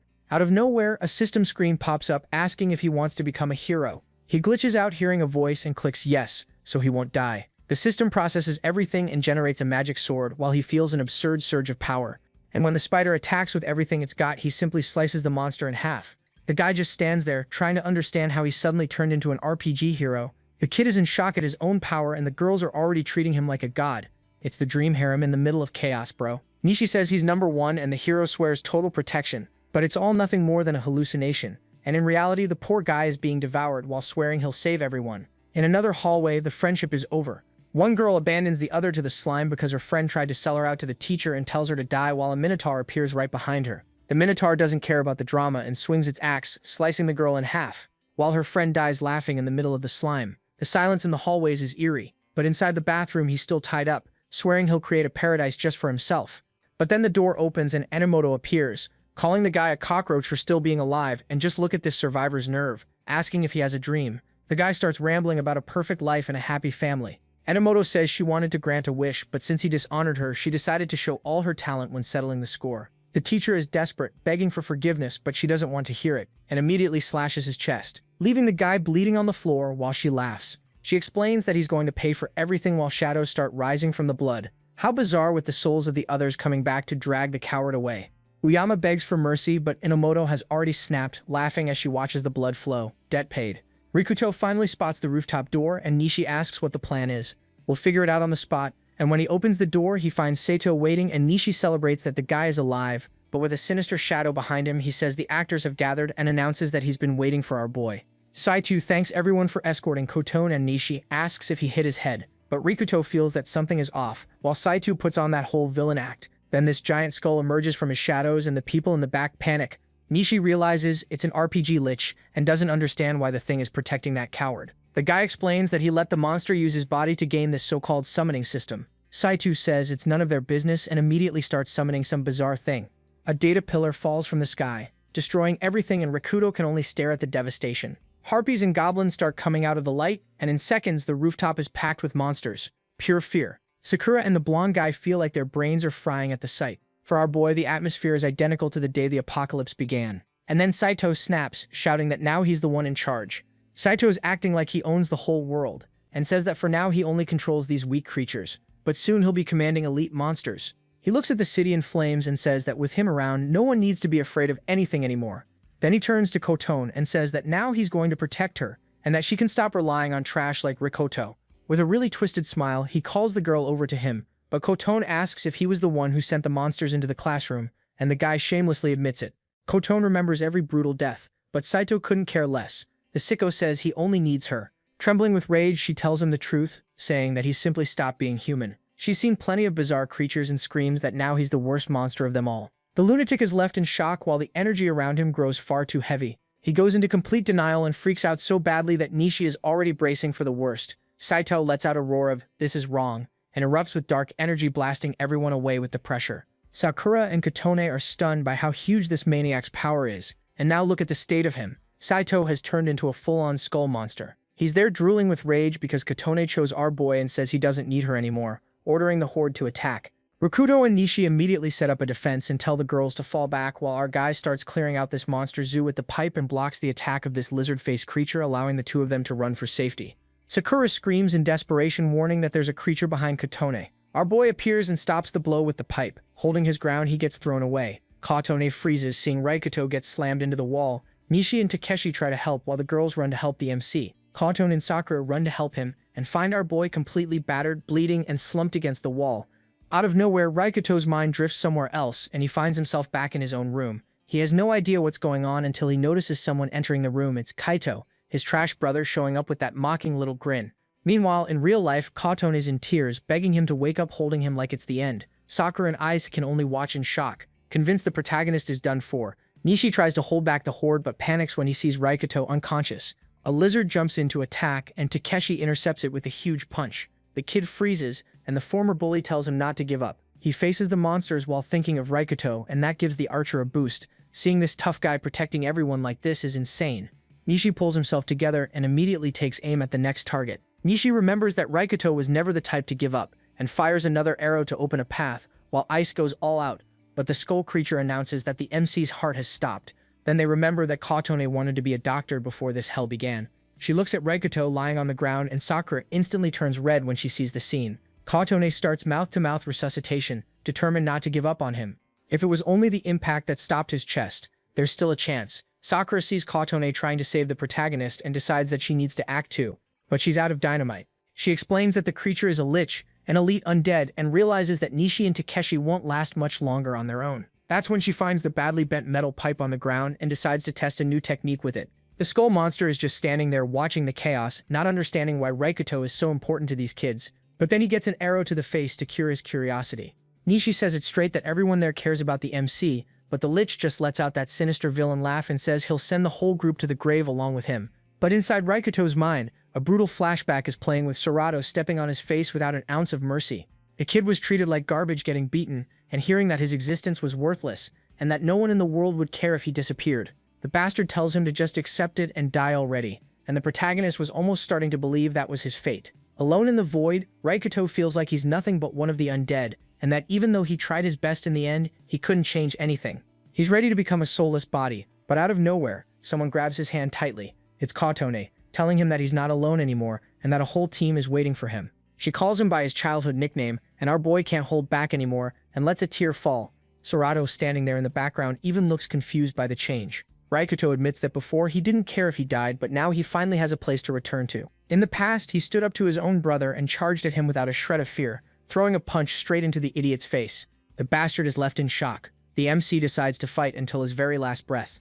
The nightmare finally shatters for good, and he comes back coughing his lungs out. Kotone is crying in relief, swearing she thought she'd lost Arjim. Rikuto finally comes back to reality and explains that if she hadn't screamed for him, he would have given himself over to the void for good. His smile is so rare that Kotone even gets flustered. Suddenly, Sakura comes rushing in like crazy and hands over the fully tricked-out metal pipe. She used a chemical reaction to coat the iron in silver, remembering that in RPGs, skeletons can't handle that kind of metal. The blonde is seriously unsure whether gamer logic applies here, but our boy assures her she totally nailed it. Rikuto thanks her and immediately heads out at full speed for the fight, while the girls stay behind cheering him on. Nishi and the rest of the group are holding the line and go crazy with joy when they see the Proter is back. The big skeleton, on the other hand, didn't like his return one bit. Rikuto shows up already, ordering everyone to cover him, which leaves Nishi a little confused at first, but he quickly realizes the plan is to go all in. Things get intense and blood goes flying everywhere, but more monsters decide to join the party. Ice doesn't let up with the bombardment and takes out the wolf coming from above. The Gi is exhausted, but no one gets near the Prota. Our boy gives thanks and focuses on what matters. The skeleton is spitting pure hatred and attacks with that bizarre tail, but he saw it coming, jumps over it, and drives the silver into the creature's chest. Rikuto buries the silver into the creature's neck, and it starts turning into black smoke, disappearing from this world for good. Kotone breaks down crying, calling out for Saito, and asks forgiveness for everything that happened. Nishi and the others see the shadows disappearing and realize the boss has finally been taken down. Our boy falls flat on his back, exhausted. He feels that fighting to survive has given life a new meaning, and the whole team runs over to celebrate with the MC. Rikuto just stays there, savoring the feeling of being alive, and soon the day of the big departure arrives with the van packed full of supplies. They give the building one last look, and a lonely feeling hits them, remembering all the people they couldn't save. But the Prota says it straight: if they want to stay alive, the only way is not to let the past hold them back. Everyone agrees, fully on board with the plan. So let's go. We're heading to Umashima, and things are about to get wild. The group now hits the road, speeding ahead in search of hope. But the road is far from peaceful, and check out this girl who showed up, slicing Medusas apart in the street. She stabs a knife into a utility pole, warning everyone not to look these creatures in the eyes. With a stern expression, the stranger just watches, while the danger ahead only keeps growing. A few days pass on the journey, and they discover that not every creature wants to kill people, like those unicorns over there. Everyone keeps traveling in the van. Nishi asks where they are. The Proto points at the map and says they're almost there. They've got plenty of gas, but the archer is worried and decides to talk about his little sister, saying they lived apart because of family issues, and that she lives exactly where they're headed. But seeing those wolves feasting on people along the road is terrifying, making him not want to get his hopes up. Nishi stays stuck in that gloomy mood, thinking about his sister, but Rikito tries to comfort him, saying she must be okay. But the archer asks how he can be so sure. And Archan tells it like it is. If she's as stubborn as her brother, then she's definitely still standing and fighting these abominations. The mood lightens up, and even the MC lets out a little smile, while Nishi gets all embarrassed, and Kotone laughs. He decides there's no point in suffering ahead of time, but the peaceful moment doesn't last long, because out of nowhere a giant wing covers their car. Everyone inside the van panics when Nishi looks out the window and sees how big the problem is. A giant dragon comes tearing through the sky toward them, and the chase begins in the middle of the city. Panic takes over, and Nishi yells that the creature is right on their tail, and asks if Kotone can shake it. She slams her foot on the gas and tells everyone to hold on. The monster lands on the road, destroying the asphalt, and comes in growling right near the van. The creature beats its wings with absurd force and stays airborne so it doesn't lose sight of the van. Nishi, in despair, sees that the dragon is way too fast and is literally glued to their rear bumper. Inside, Ice and Sakura are screaming like there's no tomorrow. The archer points ahead and says there's a highway exit right there. Kotone doesn't hesitate and yanks the wheel while the monster dives in for the final strike, but they finally manage to shake the beast. The dragon is snorting with rage and goes back to the road, determined to slice the van apart. Nishi freaks out and asks Rikuto what they're going to do, and the Proto explains that fighting something like this is asking to die. The creature keeps chasing them, trying to bite down on the car, but while chaos unfolds on the road, someone is watching everything from above. Through the binocular lenses, she sees the insane chase, and it looks like she recognized something or someone in the middle of that mess. The girl on the motorcycle just snaps her fingers and immediately fires up the machine to join the party. She accelerates and cuts through everything. The dragon is snorting right above the van, and Sakura is almost having a meltdown. Our guy fires an arrow, but even though it hits, he doesn't even feel it. Nishi panics, and Rikuto says the only option now is to run. Kotone charges full speed under the overpass, flooring it while trying not to crash. The dragon tries to follow, but its size gets in the way, and the people inside get turned into milkshakes from all the shaking. The beast slams into a beam, and they swear they finally managed to lose the monster. But then out of nowhere the car starts acting up, spewing smoke in the middle of the street. The Proto realizes the engine has finally given out and the dragon is already right there, ready to collect. The dragon comes in drooling, and Rikuto tells everyone to get out of the car now. The group jumps out and starts running while the beast lands, smashing up the ground. Sakura ends up falling, and becomes the main target, with the beast already opening its jaws to make the blonde its dinner. But the protag is faster and pulls her out of there, saving Kujo while she turns bright red. Good lord, look at the size of that blonde's talon. But the monster doesn't give up and goes to bite both of them. Then Tekshi shows up and jams a giant rock into the beast's mouth. Tekshi holds the beast by the teeth, and Nishi gives the signal. The guy lands a perfect shot right in the monster's face. The dragon roars in pain, and they use the chance to run. The archer asks what they should do, but the MC freezes up and leaves everyone stunned. Nishi looks up at the sky and goes into shock. The danger is coming from above now. There wasn't just one dragon. They just entered these creatures' territory. Nishi yells at Rikuto to watch out for what's coming from behind, and when they turn around, they come face to face with a colossal red dragon. The beast is huge, and the worst part is, it didn't come alone. The sky is swarming with those things. Our boy tells Kotone to get out of there now, when someone pulls out a flare gun and fires it. The shot cuts across the sky, causing an explosion of white light that lights up the whole neighborhood. Everyone has to cover their eyes so they don't go blind, and the dragon starts screaming, completely disoriented by the brightness. The beasts fly around aimlessly, and Nishi asks what that flash was. Out of nowhere, a motorcycle pulls up, revealing a white-haired girl with insane swagger. The group is stunned to see there are more people alive.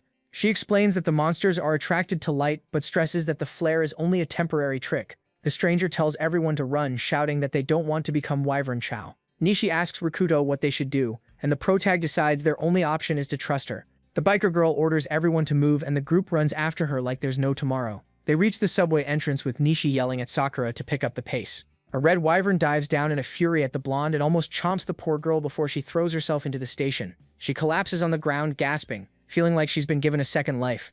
But their savior is already down there with a pissed-off look on her face and says her whole plan went out the window because of those idiots who came by car. The biker girl tears into the group, calling everyone idiots for attracting the monsters with the engine noise. The protag keeps that calm smile and just thanks her for saving their skins. She clicks her tongue and looks away, but then tells them to follow her if they want to stay alive. Our boy agrees, and the group heads into the darkness of the subway right behind the motorcycle.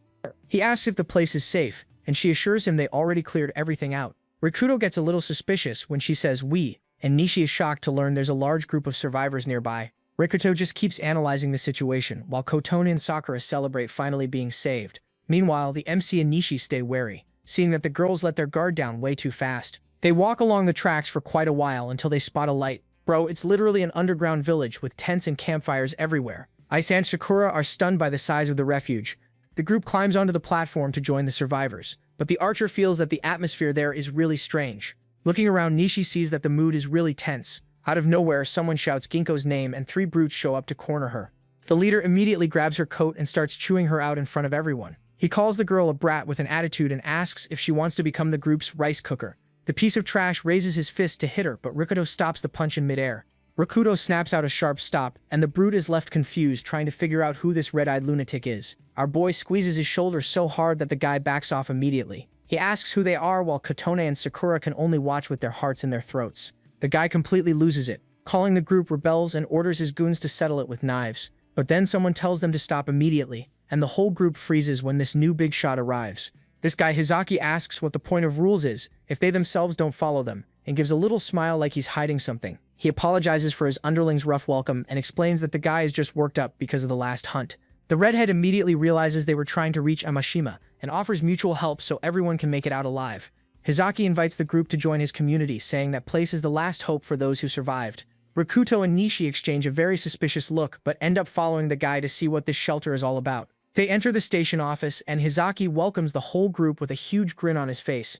The redhead formally introduces himself as the leader of the place. Nishi immediately wants to know what the deal with that place really is, and the guy agrees to explain everything. He starts talking about the day the world completely glitched out and how a monster came out of every single cell phone on the planet. Look at the size of that spider that showed up, bro. No way anyone could handle a beast like that. The number of creatures was insane, and not even the army could hold them back, since the beasts were even taking down helicopters. In a matter of minutes, modern society turned into nothing but piles of rubble and tank wreckage. Hizaki goes on to say the rumors are even worse, and that giant fairy tale dragons appeared out of nowhere, wiping out the entire military in a single day. The group listens in shock, and the girls finally understand that rescue was never an option. But Nishi starts to get suspicious of that coincidence and wonders why the strongest monsters went straight for the military bases. He remembers something about controlling those creatures, and some so-called mythic summoning system that would explain a lot. Since the monsters follow an RPG-like pattern, everything points to there being a mastermind behind this calamity. Rikuto is completely baffled, trying to figure out who this lunatic is, while the redhead explains that a lot of people died, but there are still survivors. Their plan is to unite and use the internet and try to reach the city of Amashima, the last safe place. Sakura even gets emotional seeing a light at the end of the tunnel, but Rikuto kills the mood by saying it'll be impossible by land, and Hizaki agrees right away. He explains that those flying monsters are the biggest problem since the road to the city is crawling with wyverns. If they attack from the sky in a pack, it's total game over. Hizaki explains that going underground is also a suicide mission because a giant worm is patrolling the tunnels and the creature hates light, which is what keeps the station safe. Sakura is practically tearing her hair out in despair. But then Hizaki says they have a plan to turn things around, and everyone wonders whether he's actually being serious. He explains that his group has been working hard every day and invites our boy to join forces with them. With not many options, Rikuto ends up accepting the offer, and the rest of the group agrees right away. Hizaki immediately starts dividing everyone into groups and says their job will be hunting. But then the silver-haired girl interrupts, questioning the decision. The redhead reflects and decides the newcomers will go hunting. She complains that the job is far too dangerous, so she tells them to go dig instead. She says they already have more than enough people for cooking and that digging is way too physically demanding for the girls. The girls are stunned and Kotone admits she'd much rather stay in the kitchen. Then Ginko calls the boys over for the mission, formally introducing herself as a hunter. Nishi asks what the deal is, and she explains that they'll have to make up for the losses. Kotone calls out to Rikuto, clearly worried, but our guy assures her they'll come back alive. The silver-haired girl is already losing patience with the mushy stuff and tells everyone to get moving already. The city has turned into a nest of wyverns and forced the people to flee underground. But down there, the desperation is absolute when the ground starts to shake. A giant worm bursts through the ceiling and turns the tunnel into its territory. No way out. The blonde says he has one last move. He wants to use the train's power to simply run the creature over. There's a train stopped at a nearby station, but the girls are going to have to work hard to clear all that debris away. Nishi wonders whether they can handle it while Rikuto just watches everything going on. The guy explains that getting the train running will take time and that their job as hunters is to gather resources up above. He lays it out bluntly that his group is elite only and that anyone useless becomes monster bait. The kid is completely stunned. Nishi admits the situation is hell, but Rikuto knows there's no other choice. Now they just have to follow the rules and our boy knows rookies don't get to complain. But he senses a trap and finds it strange how these people are so upbeat and united. Dragons everywhere, and even so, these people are actually thrilled to march to their deaths. Nishi remembers that back at school no one wanted to take risks and guesses Hizaki must have an insanely strong leader's aura. But our MC noticed something much more sinister. If the worm is there, why hasn't it eaten everyone already? The guide immediately cuts off the conversation, asking what the newcomers are whispering about so much. The group keeps moving forward through this place that looks like a ghost station. Going up the escalators, he warns them that the exit to the surface is right there. The guy pulls out a flare and explains that the plan is to distract the wyverns so they can gather resources. But they're almost out of ammo, and asks if our jury can sense monsters. Look at the psycho face on this lunatic. The boys climb the stairs with their hearts in their throats, while the guide lets out a mocking little grin and tells them to make themselves useful. The guy asks if they're going to admit they're a bunch of trash, and Nishi whispers to Rikuto that these people are seriously messed up in the head. Our boy goes quiet, deep in thought, but then he suddenly steps up and says he'll go first. And everyone is left completely confused by the MC's sudden burst of courage. Even Ginko stops to take a closer look at the boy. The ugly guy mocks her, saying she's being too nice to the newbies, but she bluntly says she just doesn't want some amateur mistake getting the whole team killed. Our boy doesn't back down and says he's going too, even with Ginko complaining that he'll just get in the way. She asks if he's trying to play the knight, but Rikuto explains that having two scouts is safer since one can serve as bait if things go south. The silver-haired girl is left speechless by how cold that sounds, and ends up giving in, telling the MC to do whatever he wants. Nishi tries to go too, but Rikuto tells him to wait and assures him he won't die like some disposable pawn. In the end, she agrees and tells him to get moving already. 15 minutes of patrol and RG concludes that the alleys are the safest place. But then he sees his partner crouching in the corner. He asks what she's up to, and she warns him that this plant screams if you pull it out, like a mandrake in some witch movie. The protagonist immediately pulls out his knife because the warnings on the wall say to eliminate any intruder. He asks why she decided to come along if it's dangerous, and the platinum blonde tells him she doesn't need any hero. Rikuto explains that he needs to earn the others' trust, and that group unity is a necessary cost. He trusts Yamaoka to keep the others in line while they're gone. He asks if that logic makes sense, and the girl gets a little flustered by how cold he is. But the conversation dies when she suddenly moves, throwing a kick high into the air and starts spinning through the air right in front of Rikuto. She says even absurdity has its limits, and keeps flipping around, leaving the protagonist stunned. She attacks fast and comes down at him from above with full force. Our boy blocks with the pipe, but her agility is on another level. Rikuto realizes she's fast but has absolutely no technique. He lets his guard down and gets grabbed by the collar. He's slammed to the ground in the blink of an eye with a knife pressed to his neck. Like I said, you're weak. She says it straight to our boy's face, and then takes off. The platinum blonde starts climbing the building with absurd agility. Dear Lord, look at this ninja. The platinum blonde takes off, leaping across rooftops and leaves Rikuto on the ground, stunned by the humiliation. From above, she tells him he's dead weight, while he shouts that going alone is suicide, but the girl just smirks mockingly and tells him to knock her down first. She tells him to go back to the station and disappears, leaving the MC there alone, processing the rejection. On another rooftop, she pulls out binoculars and spots 3 giant dragons. That's when even her swagger disappears. Fuyus is up there on top checking the map, convinced the dragons are easy to avoid as long as she keeps her distance. She decides to retreat but wants to stop somewhere and grab an item first. Even while jumping around, she keeps bragging, saying it was great to get rid of dead weight like Rikoto. The girl slips into an alley to take a shortcut but suddenly feels that something is wrong. A giant shadow blocks the way and the 3 dragons appear right in front of her.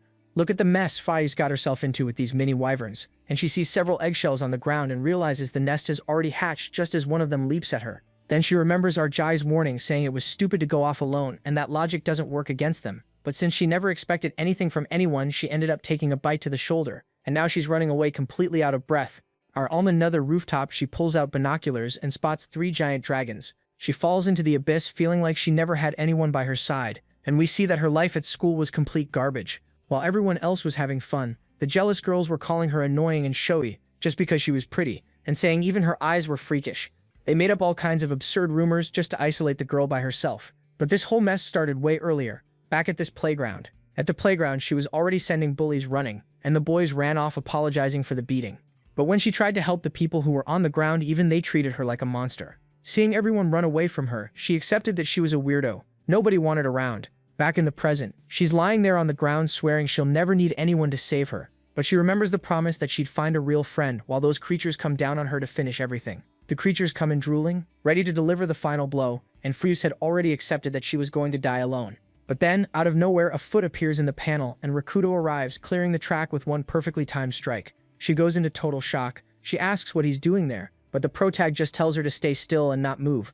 Our guy slips a hand into his coat and pulls out a flare he brought from the shop, then lights the thing without a hint of hesitation. The MC starts shouting to draw the creatures in, while Fuyus watches, unable to believe how crazy he is. She calls the protag an idiot for using light, since those pests are drawn to brightness. But that was exactly our guy's plan. He becomes the perfect bait to get them off the girl and runs into the middle of the hallway, drawing them all in. But one of the creatures is way too fast and manages to graze his face. Our boy realizes he won't be able to deal with them on foot. Rikuto keeps running at full speed but freezes when he notices something strange. He realizes not all the creatures were on his tail and looks up to see the swarm has spread out. There are wyverns everywhere, surrounding the alley. The monsters growl, ready to attack. He's surrounded with nowhere to run, but he tightens his grip on the iron pipe and gets ready. Meanwhile, Fuyus is still on the ground trying to crawl and wonders what this lunatic's plan is now. Fuyus can't believe Rikuto is being this stupid, and asks if he's gone suicidal. The sky is infested with those black shadows, and they aren't birds. The red wyverns come tearing in, ripping everything apart, and our boy runs in desperation. He begs his body not to give out now, but ends up taking a heavy blow from behind. The impact sends the kid flying. With his legs locked up, he wonders if this is the end. Rikuto stands frozen with death right in front of him, but the wyverns don't waste any time and move in for the kill. Our boy just stays there, face down on the ground. He lets out a smile and says it's checkmate. The game is over. Out of nowhere, a bizarre flash explodes between the buildings, and the light tears across the city sky. Fuyawasa has no idea what's going on. She curls up as the wind nearly rips her from where she is, and stays frozen there, feeling the blast's impact. Fuyusi is stunned by the deafening noise and rushes into the alley with a shit, looking for the MC. The silence after the explosion is bizarre. When she finally reaches the spot, she sees the wyverns are done for, but Rikuto is sprawled on the ground. The monsters are dead as hell. She stares at the protag's body, which is completely wrecked and bleeding from the ears. Beside him is an uprooted mandrake he used to unleash the lethal scream. Fuyusi is devastated, thinking he sacrificed himself to save her skin. The MC slowly opens his eyes and tries to sit up, realizing he's still alive. Fuyusi nearly jumps back in shock while stammering, unable to believe what she's seeing, and lets out a scream that echoes through the neighborhood. She asks how he's still breathing, but Rikuto can't hear a single thing, and she panics when she sees the blood running down. Our boy's plan was insane because he blew out his own eardrums to tank the plant. The flashback shows the sacrifice to escape the plant's deadly scream. And Faiz is in shock seeing that the kid is completely insane. He looks at her without hearing a thing. The girl freaks out, calling him crazy, and helps support our boy as he walks. She doesn't understand why he went so far for a stranger, but Rikuto is in total silence and she just accepts that she'll have to bear that burden. They make their way out of that filthy alley while the narrator questions why the hell this apocalypse even started. Rikuto still has that blank look on his face, and the girl wonders if she can finally tell him the whole truth. She remembers a cross necklace while the city outside is still a living hell. They reach the building, hearing screams about baby wyverns. Then 2 survivors show up, and one of them is practically losing it. The blonde guy with the scar, Ijima, says their hunting method is going to change now, and he immediately congratulates the kid on a job well done. Ijima gives Rikuto a hard slap on the back, and Fuyuse complains that the kid is already all banged up. People comment on how he's always reckless, but the protag can't even hear, so he just accepts the silence. 2 weeks later, the group becomes the elite of the place. Ijima leads the searches with flares. They haul the supply cart through the middle of the monsters, and Nishi keeps them safe with his bow, while Ijima clears the way with his staff. Even the platinum-haired girl has let her guard down, and now fights alongside our guy. Look at the sync between this duo as they tear through wyverns, while Katon and Sakura work their asses off digging to keep the base running. Every day is worse than the last, but seeing everyone resting together gives some hope. Overhaul, but the protag feels like something is wrong. A heavy atmosphere hanging over the survivors. He doesn't know where this bad vibe is coming from, and while walking with Nishi, my boy asks if his hearing has gone back to normal yet. Rikuto admits it's getting better, but he's still half deaf. Nishi sighs, wondering how long this rat-like life is going to last while the MC has no answer. But look at Nishi getting startled by a scream right nearby. It's Fuyusai being surrounded by some girls, and one of them tries to force her to drink something. The platinum-haired girl knocks the cup away. The girl starts completely losing it, screaming that Fuyusa's presence only reminds them how useless they are. Nishi runs over to help, but Fuyusa just gets up and says it was nothing. Nishi realizes she's just like Rikuto and hides how he feels. Rikuto notices something strange because Ijima and the upperclassmen are laughing for no reason while everyone else looks like they're at a funeral. He asks what's going on, and Nishi remembers that Hizaki guy gives bonuses to the top performers. Suddenly Fuyuse calls the protagonist over to talk, and Nishi freezes, thinking a confession is about to happen. At the excavation site, Sakura finishes wrapping Kotone's leg, and the two of them can't stop praising how that Hizaki guy is an angel. Hizaki shows up saying that excavation work is way too hard for girls. With that saintly little smile, he says he's transferring them both to the kitchen, and Sakura celebrates like she just hit the jackpot, but Kotone isn't buying it. The people around them look at them with a weirdly pitying expression, while the upperclassmen watch the path with the look of people who know something. The two head back to the shelter and find Rikuto and the rest of the group waiting. The MC immediately asks what Fuyuse wants to talk about, and she decides to get straight to the point. Fuyuse says she knows the truth behind the Great Calamity, and Nishi nearly falls over from the shock. She says she's almost certain about its origin, and that there's a man behind it all. The bastard's name is Kurogane Surato. Look at the terror in Rikuto's eyes, as the culprit's name echoes through the shelter. Nishi finds out that the MC has an adoptive brother. Our boy tries to say that's all in the past, but Kotone clearly remembers how that piece of trash used to walk all over him. Rikuto asks what she meant by Surato being involved in the end of the world, and she admits she doesn't know everything, but she's sure he's at the center of this disaster, and says it was because of that man that everything happened to her mother. Then the mood shifts and we go back in time, 1 week before the calamity to an ordinary day. Fuyuse was just chilling at home, playing on her phone, complaining that those guys had shown up again. Slimes, golems, and wyverns that had killed her several times, but by now she had memorized every pattern and weakness they had. Slimes hate fire, so she goes in burning everything down and explains that even golems have a secret. Their weak point is the E on their forehead. Wyverns, meanwhile, are drawn to any kind of light, which makes it better to just avoid fighting them. Then the flashback cuts to Surato visiting Yukina in the hospital and talking about some kind of mythical summoning system. He praises her intelligence and offers her the best hospital possible. When she stays cold and says nothing, he decides to leave, saying her files are already enough. The Surato walks off saying he's the one who will change the world, and leaves Yukina there in total silence. In the hallway, he passes by Ginkgo without even noticing the girl. She enters the room, wanting to know who that pushy guy was, but her mother brushes it off and says he was just a visitor. But right after that, she asks whether Ginkgo went to class today. The girl freezes and admits she didn't. She says the classroom is full of idiots and it's boring. Her mother bluntly tells her that with that attitude she'll never make friends, and ends by making a funny face to try to get a smile out of her daughter. Ginkgo says friends are just a hassle, and that she's perfectly fine on her own. But Yukina tells it like it is, asking why she always helps people in trouble. Then, her mother says she has a huge heart, and that one day she'll find someone who truly understands her. She assures her that soon she'll have a great friend. To change the subject, the girl brings up the game her mother created, that MSF's thing, and says she finally soloed the Northern Region boss, which leaves Yukina stunned, since she designed that stage to be a nightmare. The game has no levels or magic, just pure strategy using everyday items. Ginkgo brings up another topic while we see the hospital from the outside, asking if the game Sylvia was based on her. She says the game is amazing, but it's incomplete, and gets curious about what the ending would have been. But her mother stays mysterious and says it's an industry secret, leaving the girl annoyed. All she wanted was to enjoy the time she had left with her mother, but fate had other plans for the world. Then one day, without warning anyone, the real apocalypse finally arrived. The world turned into an RPG lobby, and Ginkgo freezes as dragons and ogres start appearing out of nowhere. Everything is on fire. The whole place turned into a slaughterhouse with monsters devouring and burning people without mercy. Ginkgo is left in shock. She sees the phones lying around where the monsters came from, and she notices something bizarre. She knows these creatures from the lizard to the harpy because they're from the game her mother created. The shock hits instantly when she remembers her mother, but she immediately runs off to try to find her. Only a scream cuts her off. Goblins cornering the girls. Good lord, look at the luck on these survivors. She remembers people like that calling her a freak and thinks about just walking away. But her mother's advice speaks louder. Then the goblins notice there's one more person there. One of them immediately leaps at her with a club in hand, and our girl feels that the bloodlust is real now. But she's already soloed thousands of these in video games, so she lands a perfect kick right in the creature's balls. The creature drops, drooling, and she immediately charges at the rest. The creature is strong, but its stamina is human, so our girl takes advantage and wears the punk out. She dives straight at another one and locks the goblin's neck in a brutal rear naked choke until the creature finally blacks out. But when she finishes clearing them out and looks around, she realizes she didn't make it in time to save the girls. She quietly apologizes, heart in her throat, holding the knife as she stares at the blood on the floor. The trail of blood doesn't stop, and she keeps moving, seeing that the city has turned into an all-you-can-eat buffet, with three-eyed wolves and slimes devouring everyone.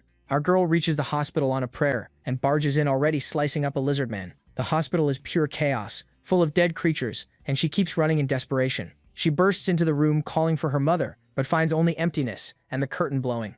The room is intact, without a drop of blood, leaving G totally confused. She hears some grumbling coming from the closet and opens the door, coming face to face with her mother, who's in there typing and cursing Serato. The woman explains that her PC is the only one left and gets startled when her daughter yells for them to get out. Ginkgo holds out her hand, but the old lady is at her limit. She insists there's something important she has to finish, but Ginkgo warns that they'll be devoured if they stay there.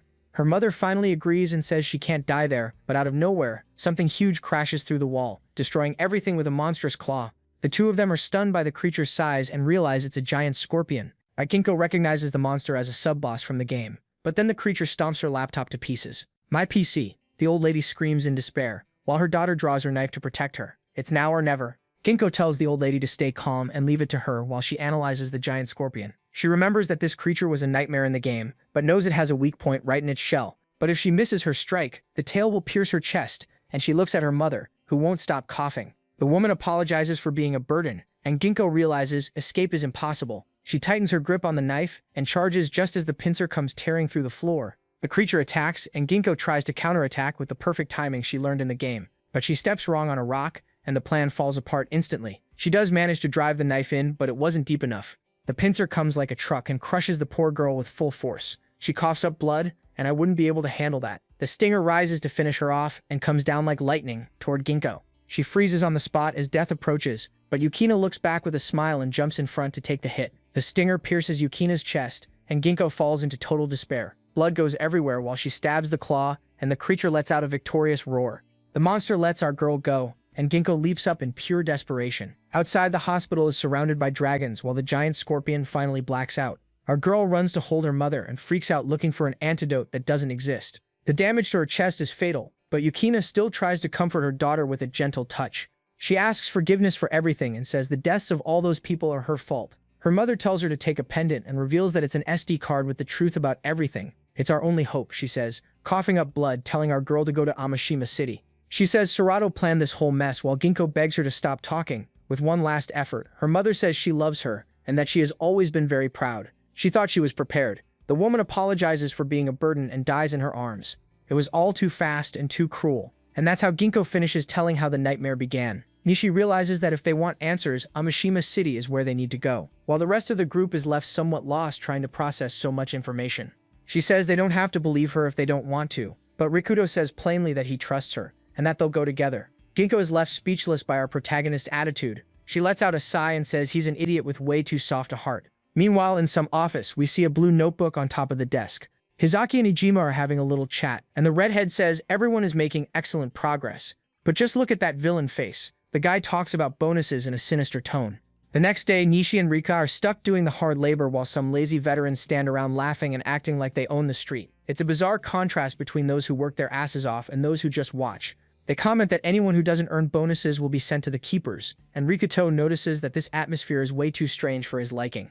The weird thing is that with so many rotten people gathered together, order is still maintained without any fights and with equal rations for everyone. To Rikuto, this place seems ideal for some, but he still has that nagging feeling about Ginkgo. A scream interrupts his thoughts, and they come face to face with the upperclassman harassing one of the girls. Our boy realizes this kind of trash happens there all the time. Nishi calls him over to put a stop to it, and Rikuto immediately tells the guys to let the girl go. The masked freak tries to act tough with him, but the MC's stare is so dark that the guy feels the weight of his aura. The other asshole yells at them not to get cocky just because of the bonuses. Then Yuneda shows up, telling the guys to stop messing up the order, and apologizes to the girl with that fake little smile. She just trembles in fear. The upperclassman takes his lackeys away and says that soon everyone will accept Hizaki's so-called order. Rikuto doesn't understand any of what they're talking about, but when he tries to help the girl, she lets out a terrified scream. Out of nowhere, this old man shows up, shoving our protagonist away and throws himself in front of his daughter while she tries to explain the help. But he says the MC is trash just like the others. Rikuto asks if the guy is the girl's father, and bluntly says he should have been the first one to protect his own daughter. The old man stammers in pure rage, but Sana grabs him, begging him to stop, and says it's okay while her father can only hug the girl and apologize. Nishi tells the protagonist to get out of there, but fear is spread everywhere, and there's a guy near the fire practically having a breakdown from sheer terror of being the next one to turn into a keeper. Kotone shows up with a plate of food and asks if the kid is okay, and gives him that angelic smile. The guy turns bright red and stammers that everything's fine while our girl explains that she helps in the kitchen now. He asks if she really became a cook, and she confirms it. Then Sakura shows up yelling that Rikuto and the others finally came back. But just look at the way this lunatic is watching Kotone from behind. The guy is completely unhinged, drooling and planning something bizarre, and feels like his time there is running out. It's all very strange. Nishi says it's straight. Something seriously messed up is going on in this place. He's already wondering if it wouldn't be better to get out of there. Aisei comments that all of this must be connected to the boss's bonuses. Rikuto asks Foyos what kind of cult this is, but she freezes up. In the middle of the conversation, Sakura and Kodon show up with the food. The archer is already all fired up to eat, but Fuyusei goes into total shock. She wants to know why the two of them became waitresses. Sakura explains that Hizaki transferred them to the kitchen to spare Kodon's leg, which had been injured, and the blonde guy even says digging holes isn't work for a girl. Fuyusei is absolutely seething with hatred for Hizaki and runs off, leaving everyone behind. Nishi even tries to call out to the girl, but she's already worked up, desperate to know what this guy is planning and determined to force him to cancel that transfer. But halfway there, she hears laughter and freezes. In another room, Ijima bluntly tells Hizaki that he's a pretty rotten guy for hiding everything from the others. The redhead tells him to be quiet, but the blonde knows no one will show up at dinner time. Then Hizaki explains that they just need to detach the rear cars of the train. Hizaki explains that since the master key disappeared, they need to mess with the wiring. But then the guy pulls the key out of his pocket and starts laughing. He says that what he really wants is to build a beautiful system where everyone helps each other. But Ginkgo bursts into the room by kicking the door open and leaves Ijima completely stunned. She demands to know why they're living like animals in this hole, while that bastard redhead just stands there with that mocking little smile. She demands an answer at the top of her lungs, and Hizaki just signals for Ijima to calm down. Then the guy starts telling a little story, while placing a black box on the table. Hizaki starts with some self-help nonsense about Pandora's box and says some idiot opened it and spread despair across the world. But at the bottom of the box, so-called hope still remained, and he finishes the story with the most cynical tone imaginable. Fuyusei doesn't understand any of it, but then he drops the poison. What was left at the bottom wasn't hope at all. He explains that people only have hope because they don't know the truth, and he says outright that the city of Amashima is Pandora's box itself. To him, the base is the only place with order and happiness, and the rest of the world is just digging its own grave chasing a miracle. The scarred man laughs, saying the redhead has no shame, and Hizaki doesn't even care, saying he loves the life he has now. He says they have everything there, even rare entertainment. Meanwhile, Ginkgo can only stand there breaking out in a cold sweat. Hizaki then ignores her shock and asks if she'll keep helping the group like before. He says he's even willing to make some special arrangements for her. The girl thinks about her friends, and the despair hits hard. He holds out his hand, waiting for her answer, but a scream of monsters cuts through the conversation and leaves the poor girl in shock. Out of nowhere, a strange noise echoes, and a giant worm bursts through the wall. Everyone goes into full panic mode, and worms start popping up from every direction. It's total chaos, and one poor guy gets impaled without a chance. The protagonist arrives at the scene already, bringing the iron pipe down on the abomination's head. Nishi isn't falling behind either, and he's already readying his arrow, asking where all these creatures came from.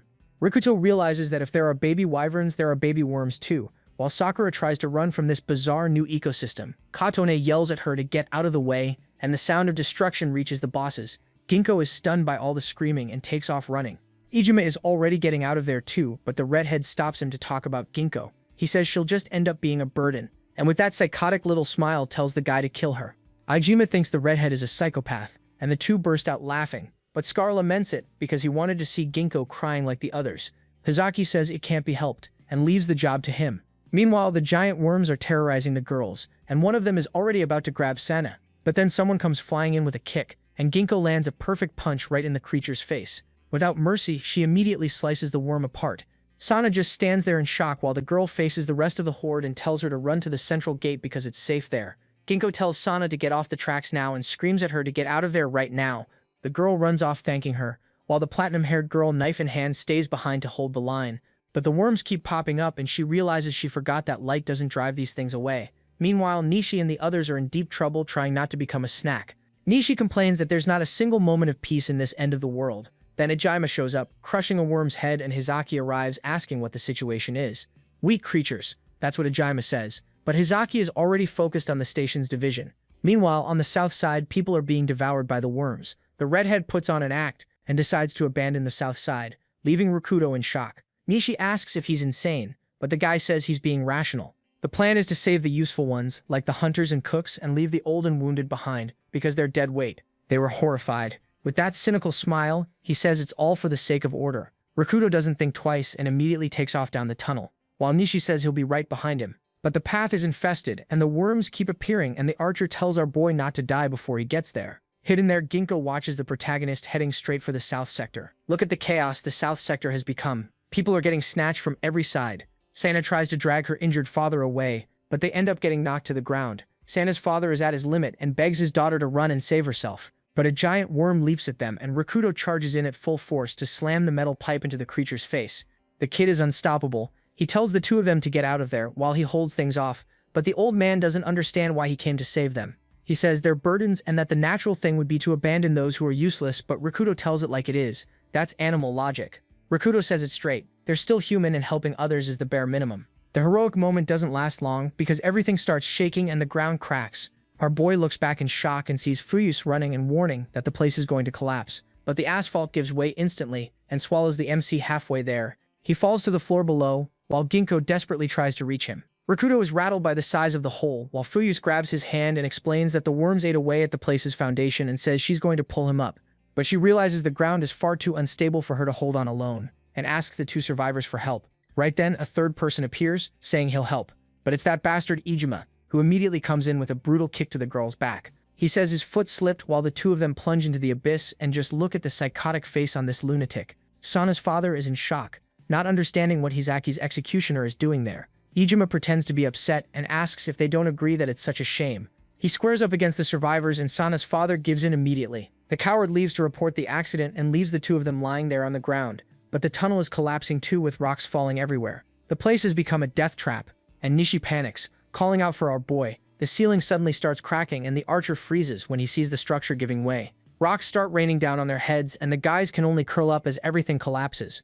The tunnel is caving in with the giant worms completely wrecking the foundation. Back at the base, the news reaches Katone, and the blonde explains that Hizaki confirmed the accident. Look at that little smile on that red-headed bastard in the background. What a piece of shit. Katone collapses to her knees while her friend tries to swear our boy wouldn't die like that. Suddenly the curtain opens and this bunch of weirdos storms into the tent. Sakura tries to stand up to them, but the glasses-wearing brat just lets out a bizarre laugh. Chaos breaks out, along with cries for help. Within seconds, the two of them are already tied up and gagged on the floor. The nerd grabs Kothon by the hair, saying that since the world is over, they should have a little fun. And the bastard starts by tearing the poor girl's blouse. Good lord. Look at the size of the talon in that neckline. The guy completely lost it. The chubby one doesn't waste any time either and starts tearing Sakura's blouse too. Looks like he really wants to join the breast milk village. These guys are completely lost in their madness, and all Kothon can do is call out for Rakuto. The nerd tells her to behave with the face of someone who's never seen a woman in his life. They think that because the world ended and there are no more rules, they can do whatever they want. The brat is completely out of his mind and he's practically licking the poor girl already. So disgusting. A gunshot silences the chatter and the brat freezes when he sees who's at the door. Hizaki asks what's going on in there, while the other chubby guy is already done for, with a hole right in the middle of his forehead. With that same macabre little smile as always, he explains that he understands very well how people lose control when order collapses. The nerd swears it was just a moment of weakness, but he's practically having a breakdown from fear as he crawls on the floor. Then Hizaki presses the gun barrel against his head, and the bastard still has the nerve to say they're just cooks and that they deserve to feel good. Unacceptable. Hizaki explains that order has to be absolute for them to keep being human. He calls the brat a fool and blows his brains out without blinking. Blood even splattered onto the screen. Gross. Animals have no place in his community. The two girls are left stunned, watching the execution from up close. The psychopath even apologizes for the disturbance while other men enter the tent. He says the group's order has been shaken and needs an immediate resolution, and offers the girls as a reward to Ijima and the other veterans. Just look at that guy's little grin.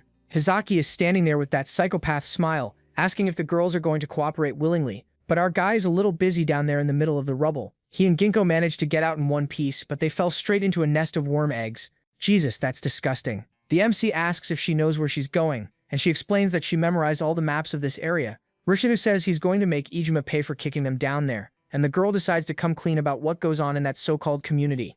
Rishinu tells her to keep going while Sana's father cries on the floor, apologizing for being a coward. The guy freezes when the MC shows up alive, unable to believe he came back from the abyss. Rikudo doesn't want to hear any talk and heads straight into the sector where barbarity is running wild. Look at the face of this sicko licking the girl. It's a festival of cowardice with people screaming for help until Kotone and Sakura ask if he came to rescue them.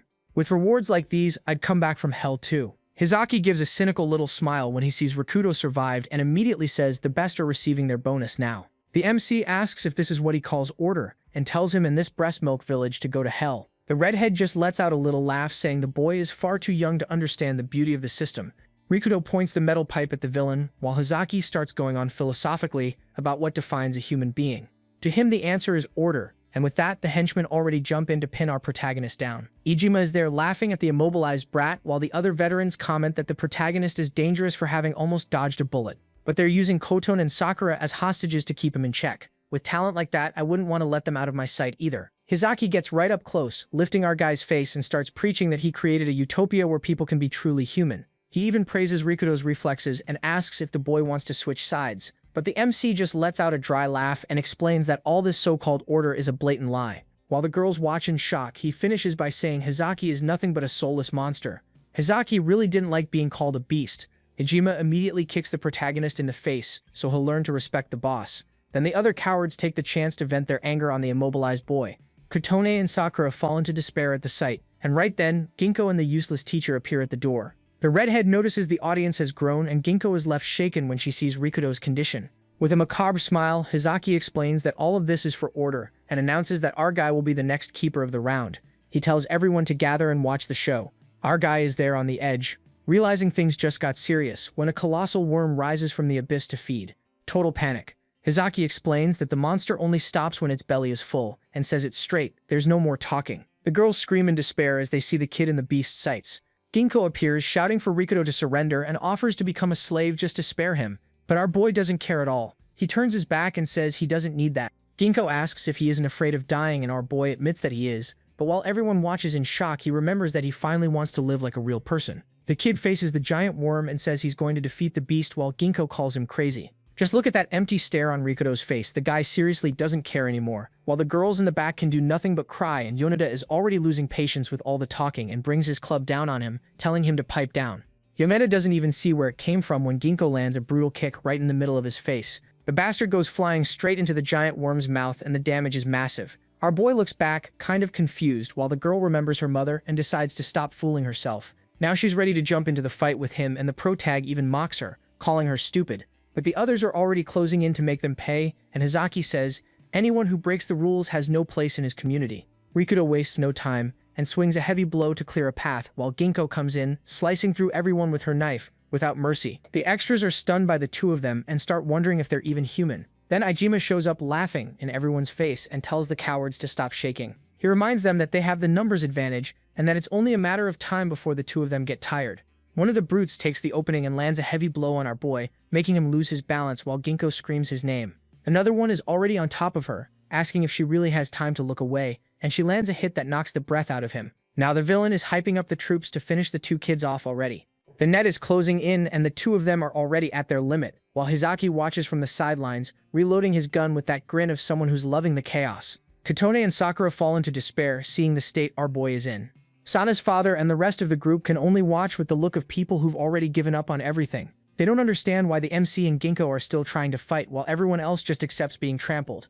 Even completely beaten up, Rikudo says flat out that fighting is the only way he can feel truly alive, and that line hits the conscience of everyone just standing there hard. Blood sprays everywhere, and out of nowhere someone yells for them to let him go. The bald guy and Ijima finally manage to wear Ginkgo down, and Hizaki tells Rikudo straight that the ending of this fight was decided from the start. The kid is completely spent. The girls can only watch, tied up and unable to do anything. The blonde guy tells the other veteran to finish off the MC already, but Ginkgo doesn't care about herself at all and only screams Rakuto's name. The enforcer sneers and presses the nail bat against the girl's neck, saying she'll be the group's new toilet, making us sick of this guy while the big guy pins her arms and the psychopath gets ready to pay attention to our girl. But the game changes when a club suddenly comes flying out of nowhere. Ijima doesn't even finish laughing before he takes a smack to the back of the head. The guy glitches out, bleeding and trying to figure out which genius did that. He collapses to the ground while the big guy freezes in shock, still holding Ginkgo. Even Rakuto has no idea what's going on. Look at Sana's father. The guy finally found the courage to defend his own skin. He tells everyone to go to hell, and the other survivors come right behind him with bloodlust in their eyes. It's pure concentrated chaos, with blood flying everywhere because the riot has truly begun, and the veterans are getting the beating of a lifetime. Sana's father asks for forgiveness for taking so long to act. The old man is possessed, crushing those guys without mercy, and shouts that he should have fought sooner, but now he'll protect Sana to the very end. Even the girls are done being punching bags and are smashing bricks into the veterans' faces. Ginkgo is left speechless, seeing the women she saved apologizing because they knew she was killing herself, trying to protect everyone, but their fear of Ijima was stronger. Then Sana's father rallies the group, saying their living dead life is over and that they're going to reclaim their dignity and truly live. It's a horde of furious people charging at the hunters, and the guys never even saw the blow coming. The veterans retreat in total panic and end up falling straight into the hole the worms opened. While the gang gets wrecked, Hizaki is there, calm, gun in hand. He realizes the hostages are worthless now. He has only one target now, Kurogane Rakuto. To the psychopath, if the leader falls, the revolt collapses on the spot. With that villainous grin, he cocks the pistol and takes aim to land the final one shot on our boy Ginkgo. Catches on to what he's about to do and panics. She screams, warning that he's being targeted. Rakuto senses the danger, while Ginkgo yells at him to watch his aim. Too late. Rakuto senses the danger, while Ginkgo yells at him to watch his aim. Too late. Hizaki delivers his final goodbye with his finger on the trigger. Our girl tries the impossible, but she's not going to make it in time. The sound echoes and blood splatters, and she freezes on the spot, thinking the protagonist is done for. But Rakuto is still standing, with only a graze. The villain is the one howling, his hand pierced by an arrow, and Nishi emerges from the shadows, asking what this mess is. Nishi makes it clear that he's already chosen Rakuto's side, and the girls are almost crying with joy seeing that backup has arrived. Takeshi is here too, cleaning house, and Isaac shows up right after, beating down the veterans without a shred of mercy. He runs to free the two of them. Afterward, he explains that he saved everyone during the collapse, but that they had to tank some wyverns to make it back to the subway. And Isaac asks what the next step is, and the MC tells him to wipe out Hizaki and the rest of the gang once and for all. The archer agrees immediately, while Takeshi keeps handing out beatdowns. Now it's the moment when the extras finally work up some courage and come reinforce the attack against the veterans, while the gang falls into total panic. Hizaki realizes he's lost, and decides to slip away quietly, leaving his lackey talking to himself. He runs, remembering that the only thing that matters now is the train key. The villain still sneers, asking if it's Rakuto again. Ginkgo screams for the MC not to let the bastard escape with the key, but Nishi can't take the shot because allies and enemies are all mixed together.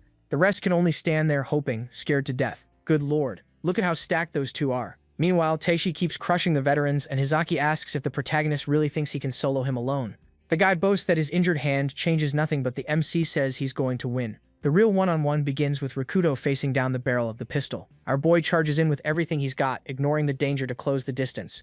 The villain pulls the trigger without hesitation, and the bullet barely grazes the kid's head. Hizaki keeps that mocking look on his face and says it straight. A gun isn't that scary when you understand how it works.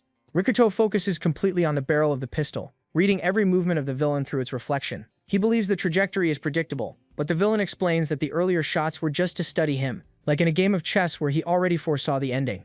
And now he prepares the checkmate, aiming exactly where the MC's heart will be. Hizaki pulls the trigger to end it all, and immediately declares checkmate with that little winner's grin. The shot lands dead on, and Ginkgo falls into total despair, screaming our boy's name. But Rakuto doesn't fall and pushes forward with the iron pipe ready to return the favor. The villain can't understand a thing, completely baffled as to how the MC is still standing. Our boy reveals that he used a piece of concrete to tank the shot. He asks if Hizaki was aiming for his heart, and brings the pipe down with everything he's got to end the conversation. The impact is so strong that the master key flies out of his pocket, and the bastard is sent straight into the abyss. He's done for. Rakuto tells him the game is over for him, and Ginkgo gets all flustered by the sheer aura our boy is giving off. Hizaki plummets into the abyss, remembering his father saying that order is what separates man from beast. The old man used to say that without rules, people turn into animals and that laws exist to protect that balance.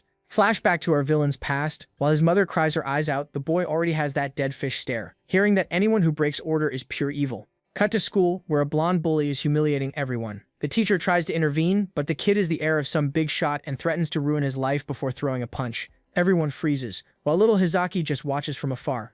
But the game changes that night with someone screaming in pain, while they shout that what Hizaki is doing is wrong. And now, as he falls into the abyss, all the guy can do is laugh.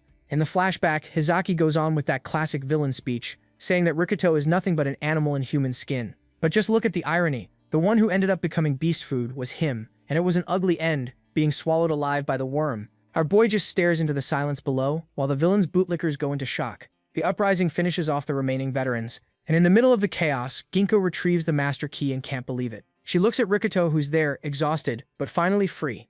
Ginko explains that it wasn't his fault, and our boy says it straight that he's okay, and decided to live to the very end. The girl turns bright red, calling the MC strong, and says he can always come to her whenever he needs to vent.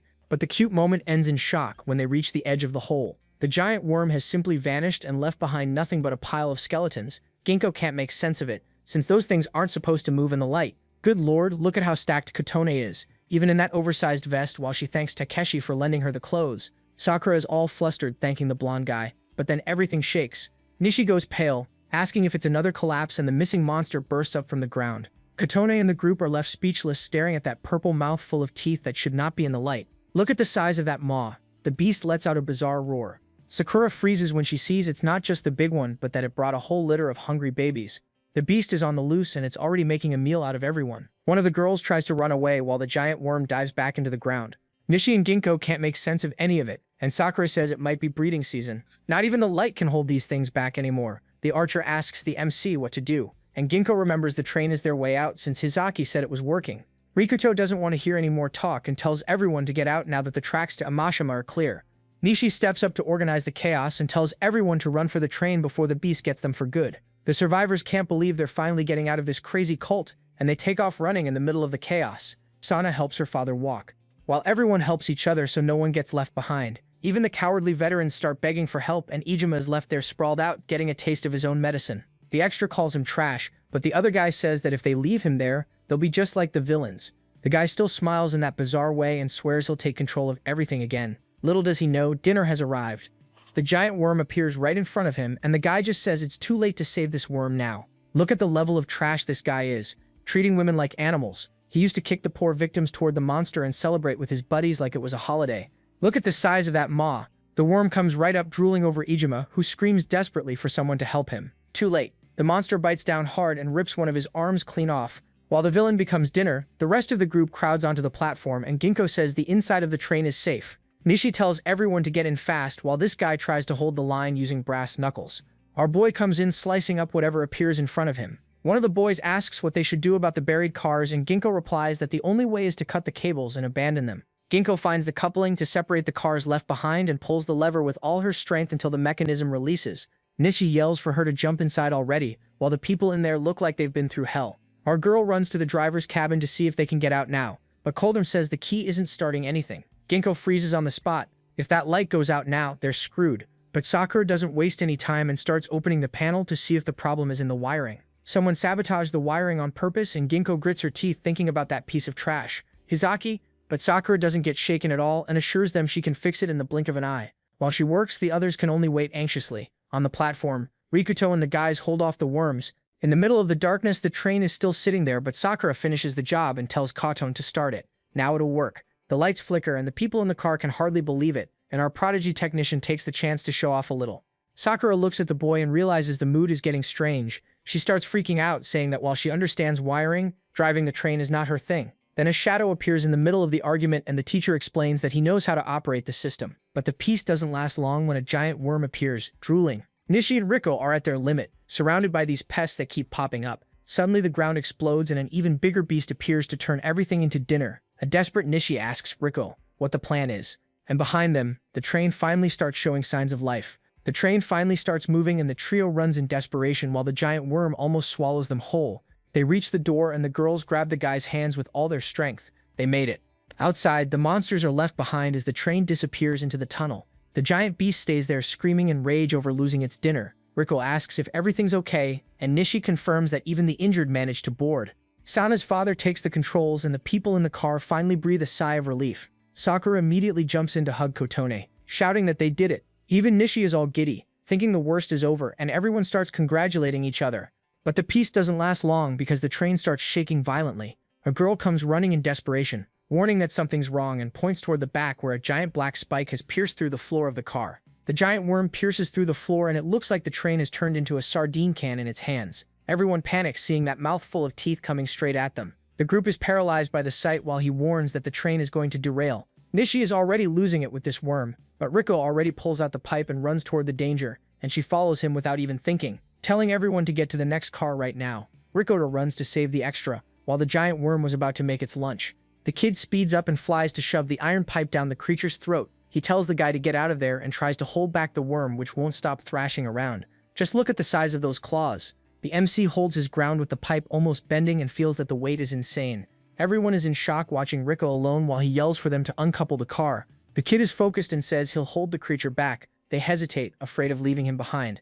But Ginkgo is already running to try to release the lock and tries to pull the iron bar with all her might, but it's completely rusted and won't budge. Then Tekshi comes over to help and puts in a monstrous effort to uncouple the car. The blonde kid yells that he'll help too, and Ginkgo sees the others coming. But Riko is in serious trouble because the car is way too cramped for the MC to dodge. The creature attacks and nearly sends him flying.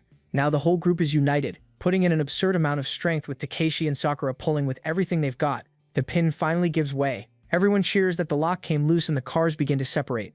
Nishi screams for Riko to jump already, but one of the creature's claws has already slashed the kid's leg. The archer watches the desperation from afar while the worm opens that huge mouth full of teeth.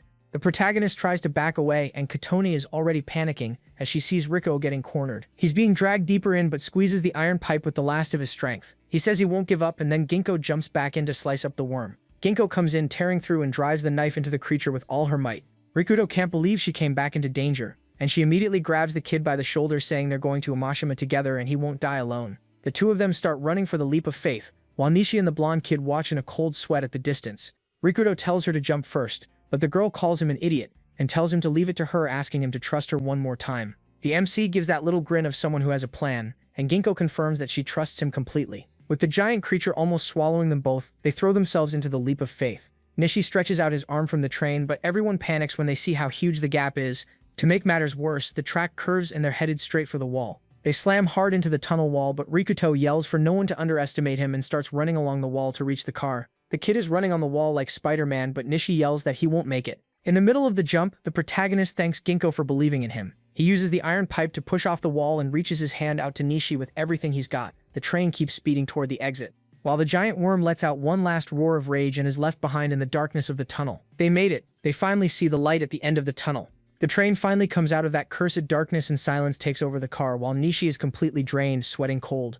Everyone is sprawled on the floor trying to process that they're still alive while the protagonist says he can't believe they survived. Katone gets emotional seeing that everyone is okay and the rest of the group just breathes in relief. Our boy thanks Ginkgo for jumping back in and she gives it to him straight, saying she was just returning the favor. But you can tell the atmosphere between them has completely changed. Ginkgo remembers that after her mother died she had given up on this world because she thought it was all garbage. Rikuto asks if she changed her mind and the girl gets all flustered. "Fine, it's not that bad," she shouts, dying of embarrassment. The protagonist says straight up that they'll survive no matter what, and just look at how happy everyone is seeing that they have a chance. He holds out his fist and says it's good to be alive, and Ginkgo turns red as a tomato at the cheesy line. But in the end, she accepts the fist bump and calls him an idiot, and the train keeps going toward the FN Corp building where the mystery began. Finally in Amashima City, Nishi and Rikuto comment that the trip was long as hell. Kotone and the rest of the group admit that the whole ordeal was way too intense. The car is full of people who managed to escape hell, but Ginkgo can only focus on the pendant which holds the secret of her mother. Our boy Raikuto comes over to support her, saying she's not alone, and the silver-haired girl turns bright red, blurting out that he's way too bold. Meanwhile, Kotone just watches the mood, feeling like her place in the MC's life is slipping away. The wheels screech on the rails, throwing Ginkgo and Raikuto forward with the jolt. The group sprawls onto the floor in shock while sparks fly along the way. Then the silver-haired girl remembers what her mother said at the hospital, that the SD card holds the truth and the hope to save the world. She tries to hide her face so no one sees how shaken she is and looks out the window, focused on the mission. The train keeps moving at high speed but suddenly stops, leaving Sana's father and the rest of the people in a panic. Sana's father enters the car apologizing for the scare and explains that the path is blocked. Just look at the state of these twisted rails ripped out with bizarre force. The old man warns that they'll have to go on foot, and Raikuto immediately checks the GPS, which shows only an 8-minute walk. Nishi gets a little uneasy about what they might find and decides to form a team of 5 to move ahead, leaving Sakura shocked to be included in the group. Sana's father decides to play hero and says he'll go too to protect the kids, but Nishi shuts that down and asks the old man to wait right there and explains that protecting the people staying on the train is just as important as their mission. The old man gets the message, and they finally leave the tracks behind. Now it's the elite team moving through the city, while Sakura is already complaining of a stomachache from being so nervous, and they enter total darkness, where there's nothing but broken buildings and an eerie silence.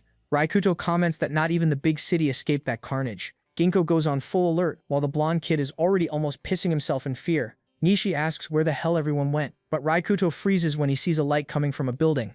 The archer and the blonde kid celebrate, thinking they finally found people, and the kid already wants to run over, calling for senpai. But Ginko and Raikuto aren't fools, and our protag immediately realizes something is very wrong there. The two of them are completely confused, while the MC realizes a whole bunch of things are coming toward them. Out of nowhere, they're surrounded in the alley, and the blonde kid panics because he can't see a thing. Things are about to get ugly. The team ends up completely surrounded by these hooded figures in the middle of the alley, and the blonde kid is practically having a heart attack, trying to figure out what the hell these things are. They're bizarre shadows that don't even have faces. Ginko immediately draws her knife, ready to kill, while Taiga also gets his brass knuckles ready. Nishi readies his arrow, but out of nowhere, some lunatic in a red jacket comes flying at the MC and immediately starts terrorizing them, sending the protag flying. Rikuto can't make sense of that level of strength until a girl appears on the rooftop with a crossbow in hand, ordering the attacker to fall back. The guy in the red jacket pretends he doesn't even hear her, and starts picking at his ear while Akane aims the crossbow with a look that means business. He lets out a mocking little laugh and asks if she wants to fight until someone dies, since to him, only the strongest survive. Nodding in confirmation, the hooded figures just take the scolding. Rikuto's group just watches the clash without understanding anything. The attacker calls them trash and says they're not worth the effort. Then he says he'll retreat for today and disappears among the buildings. Akane lets out a sigh of relief when she sees the attackers are gone and stares at the group with a far from friendly look. She throws the hook onto the edge and rappels down while Neshi and the kids celebrate, thinking they're saved. But the moment she reaches the ground, our archer tries to be polite and goes to thank her, but she ignores his hand and immediately presses the crossbow under Takeshi's chin. The group freezes on the spot. She calls Takeshi by his full name and bluntly says the world is unfair because people like him always survive. The girl's practically foaming with rage and tells Yamaoka to go to hell, while the boy lowers his head and admits she has every right to be furious. But then Akane drops the bombshell that he killed her brother, leaving the rest of the group completely stunned. Yamaoka doesn't even try to explain himself, and tells her to finish the job if that's what it takes for her to finally find peace. Just as she's about to shoot, Rikuto steps in and calmly grabs her crossbow. He says the boy is with their group, and the henchmen even try to calm the boss down. Fuyuse arrives and puts a hand on Rikuto's shoulder, asking him to calm down too. Then Akane decides to give them a break and invites everyone to her hideout. Nishi looks a little uneasy and asks if they can really trust her, especially after what happened with Hizaki. But Rikuto decides to trust her. They accept the invitation and start walking, arriving in an area that looks like a shopping center. Akane is shocked that so many people survived under that Hiryu guy's rule. Kotone and Sakura are already getting all friendly with Akane, while she explains that people there try to help each other. Nishi starts figuring out how the factions work and realizes Sector 1 is the moderates group. But then there's the Predators gang in red, a bunch of scavengers who don't care about anyone. Raikuto says it all reminds him a lot of the old community, and that the moderates only win by numbers. In the end, they live under a forced truce, and Sakura is already panicking over how bad things are. But Akane says Sector 2 isn't even the biggest problem, and points to that giant tower dominating the horizon. The ruling class faction is the one truly in charge, controlling all the city's water and food. But then one of the helmeted guys comes running up in total panic, shouting that things have gone bad. Akane immediately readies her crossbow when she hears the elite have shown up to carry out a resource hunt. A desperate scream cuts through the silence and people flee in total panic. The men in suits show up acting all high and mighty and order the monsters to begin the capture. It's pure terror. If a spider that big grabbed me, I'd accept my fate on the spot. Harpies fly off with survivors while demons load people into trucks. The guy in the suit even says outright that no one is allowed to die because humans are now valuable resources. Nishi can't believe people are using monsters to hunt other people. Sakura and Kaoton are horrified by this new level of cruelty. Akane explains that they take people to a containment facility. Rikuto asks what's going on and immediately jumps through the window. Fuyuse grabs him by the arm because down below the creatures are already rounding everyone up. She begs the MC not to be reckless while he says no one's going to be killed right now.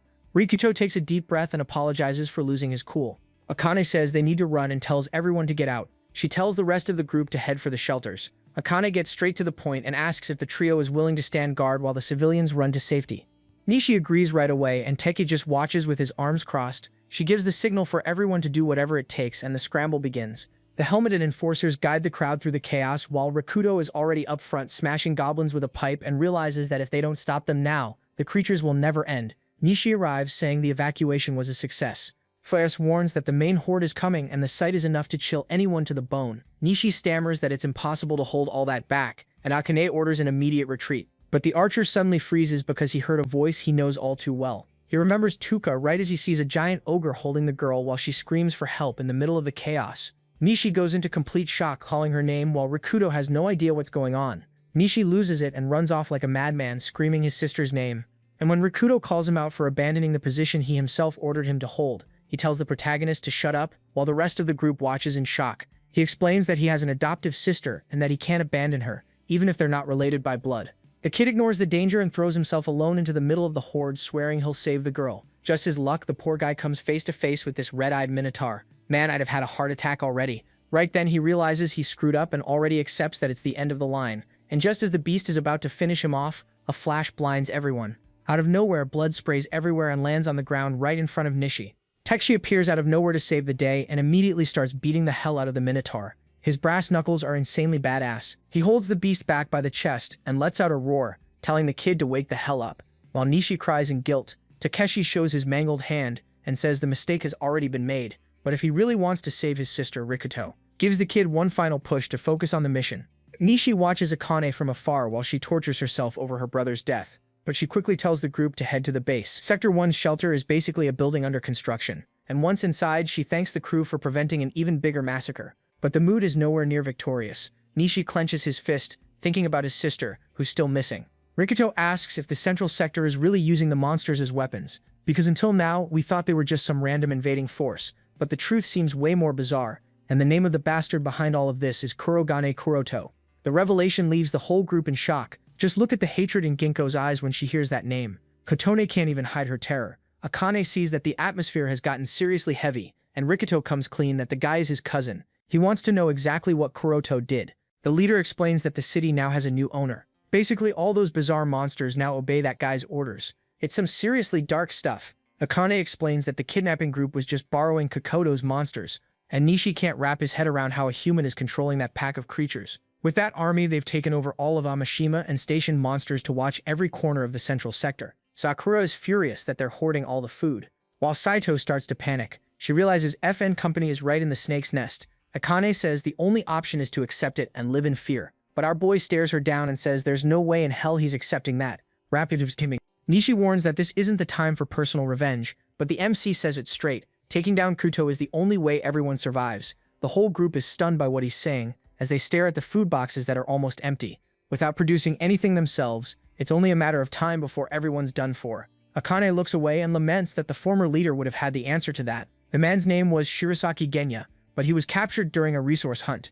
Ginko freezes when she hears the name, and remembers seeing that same man in a hospital before the apocalypse. Ginko remembers her mother in the hospital explaining that Shirasaki was a co-worker. Nishi jumps at our girl's shout in the middle of the base. She confirms that he's the same guy from FN Company. Her mother always used to mention that man's name. What a bizarre coincidence. Rikuto realizes Yukina knew everything and still held on to hope, while Nishi remembers that Kino was mixed up in all of this too. If this Shirasaki knows the truth, we need him. Sakura immediately grabs Akane, asking if he left any trace behind. Akane explains that Shirasaki's PC is locked, and Sakura immediately takes the lead to hack the system. Ice is left completely amazed by our genius girl's skill and the way her fingers fly across the keyboard. She finds something in the files that changes everything, and Rikuto realizes the plan is decided. Meanwhile, in a noisy factory, someone is being sliced apart mercilessly in a brutal massacre. The guy in the red coat is totally unfazed, but loses patience with the screaming and kicks the door open, ready to shut everyone up. Onizawa notices the intrusion and stares down the visitors. Rikuto says they've met again, and the blonde immediately gets excited, thinking it's a surprise attack. He asks if they want another beating and says he'll have fun slicing each of them up. But the MC tells him to listen while she explains that this is about everyone's survival. Nishi notices the trail of blood on the floor and the villain agrees to listen, but threatens to kill everyone if the talk gets boring. Onizawa is kind of thrown off by the proposal and asks if Akane has finally completely lost it. She explains that the plan is to invade the place where the prisoners are being held, while the blonde cleans his ear with the greatest indifference in the world. The real objective is to rescue Shirasaki Genya, since he's the only one who knows what caused the end of the world. Nishi goes cold, remembering he's seen that name before, and then the explanation about the myth summon system comes up. A technology created by FN Company to change the world, but which ended up bringing fantasy monsters into our reality. But because it turns the unreal into reality, the system has a critical flaw. In the middle of all that tension, Sakura nearly fried her brain, trying to open the locked files. Nishi imagines Shirasaki as the Grim Reaper himself, and Ginkgo grips her necklace, thinking about what her mother was hiding. Akane insists that saving the guy is their only chance against the Central Sector, and reminds them that their entire stock of food and water is there. She begs for Sector 2's help, but Onizawa gets up from the couch, telling her to cut the crap. Onizawa accepts the challenge with that psychotic smile of his and already warns that he's going to wipe everyone out there. Nishi starts thinking that getting involved with this guy was the biggest mistake ever, and Akane, with enormous talent hidden under her clothes, just gets annoyed by the amateurism. Rikuto just lets out a sigh and asks what the blonde is so afraid of. He says it straight and asks if the villain is scared of the Central Sector, calling the guy pathetic right to his face. The protagonist asks what his plan is for this world infested with monsters, and Onizawa replies that his thing is just robbing the weak, period. The truth is, civilization is done for, and everything is falling apart fast, and the henchmen can already feel that food is running short, making our boy warn them that the only way is to unite, and Onizawa is pissed. But alone, he can't take on the Central Sector, so the MC asks what he's going to do. The scene shifts to this abandoned factory where the gang gets ready while some people keep watch over everything, and one of the guys says the move was a masterstroke since Onizawa admits he never expected this alliance proposal. Onizawa's henchmen are already in the mood for war, and ask if the boss is ready for the blood festival, but he's not in the mood to talk and vents his rage by landing a hard punch on his subordinate, telling the trash to shut up while the guy cowers on the floor. He storms out, slamming the door, and starts losing it by himself in the hallway. He thinks about the protagonist and the monsters while freaking out, shouting that he hates every second of this situation. Then someone says he seems pretty stressed. But in the middle of his breakdown, this guy appears, and Onizawa asks who the hell this lunatic is, calling him by name so casually. The guy simply introduces himself as Kurogane Kuto. The villain looks Onizawa over as if he were picking out meat and bluntly says that even though he looks stupid, his physique will do. With that cynical smile, he says he's going to put the brute to work, telling the gorilla to be grateful for being useful. Onizawa is trembling with rage while the other guy laughs in his face. Then he finally snaps and tries to hit Kuto.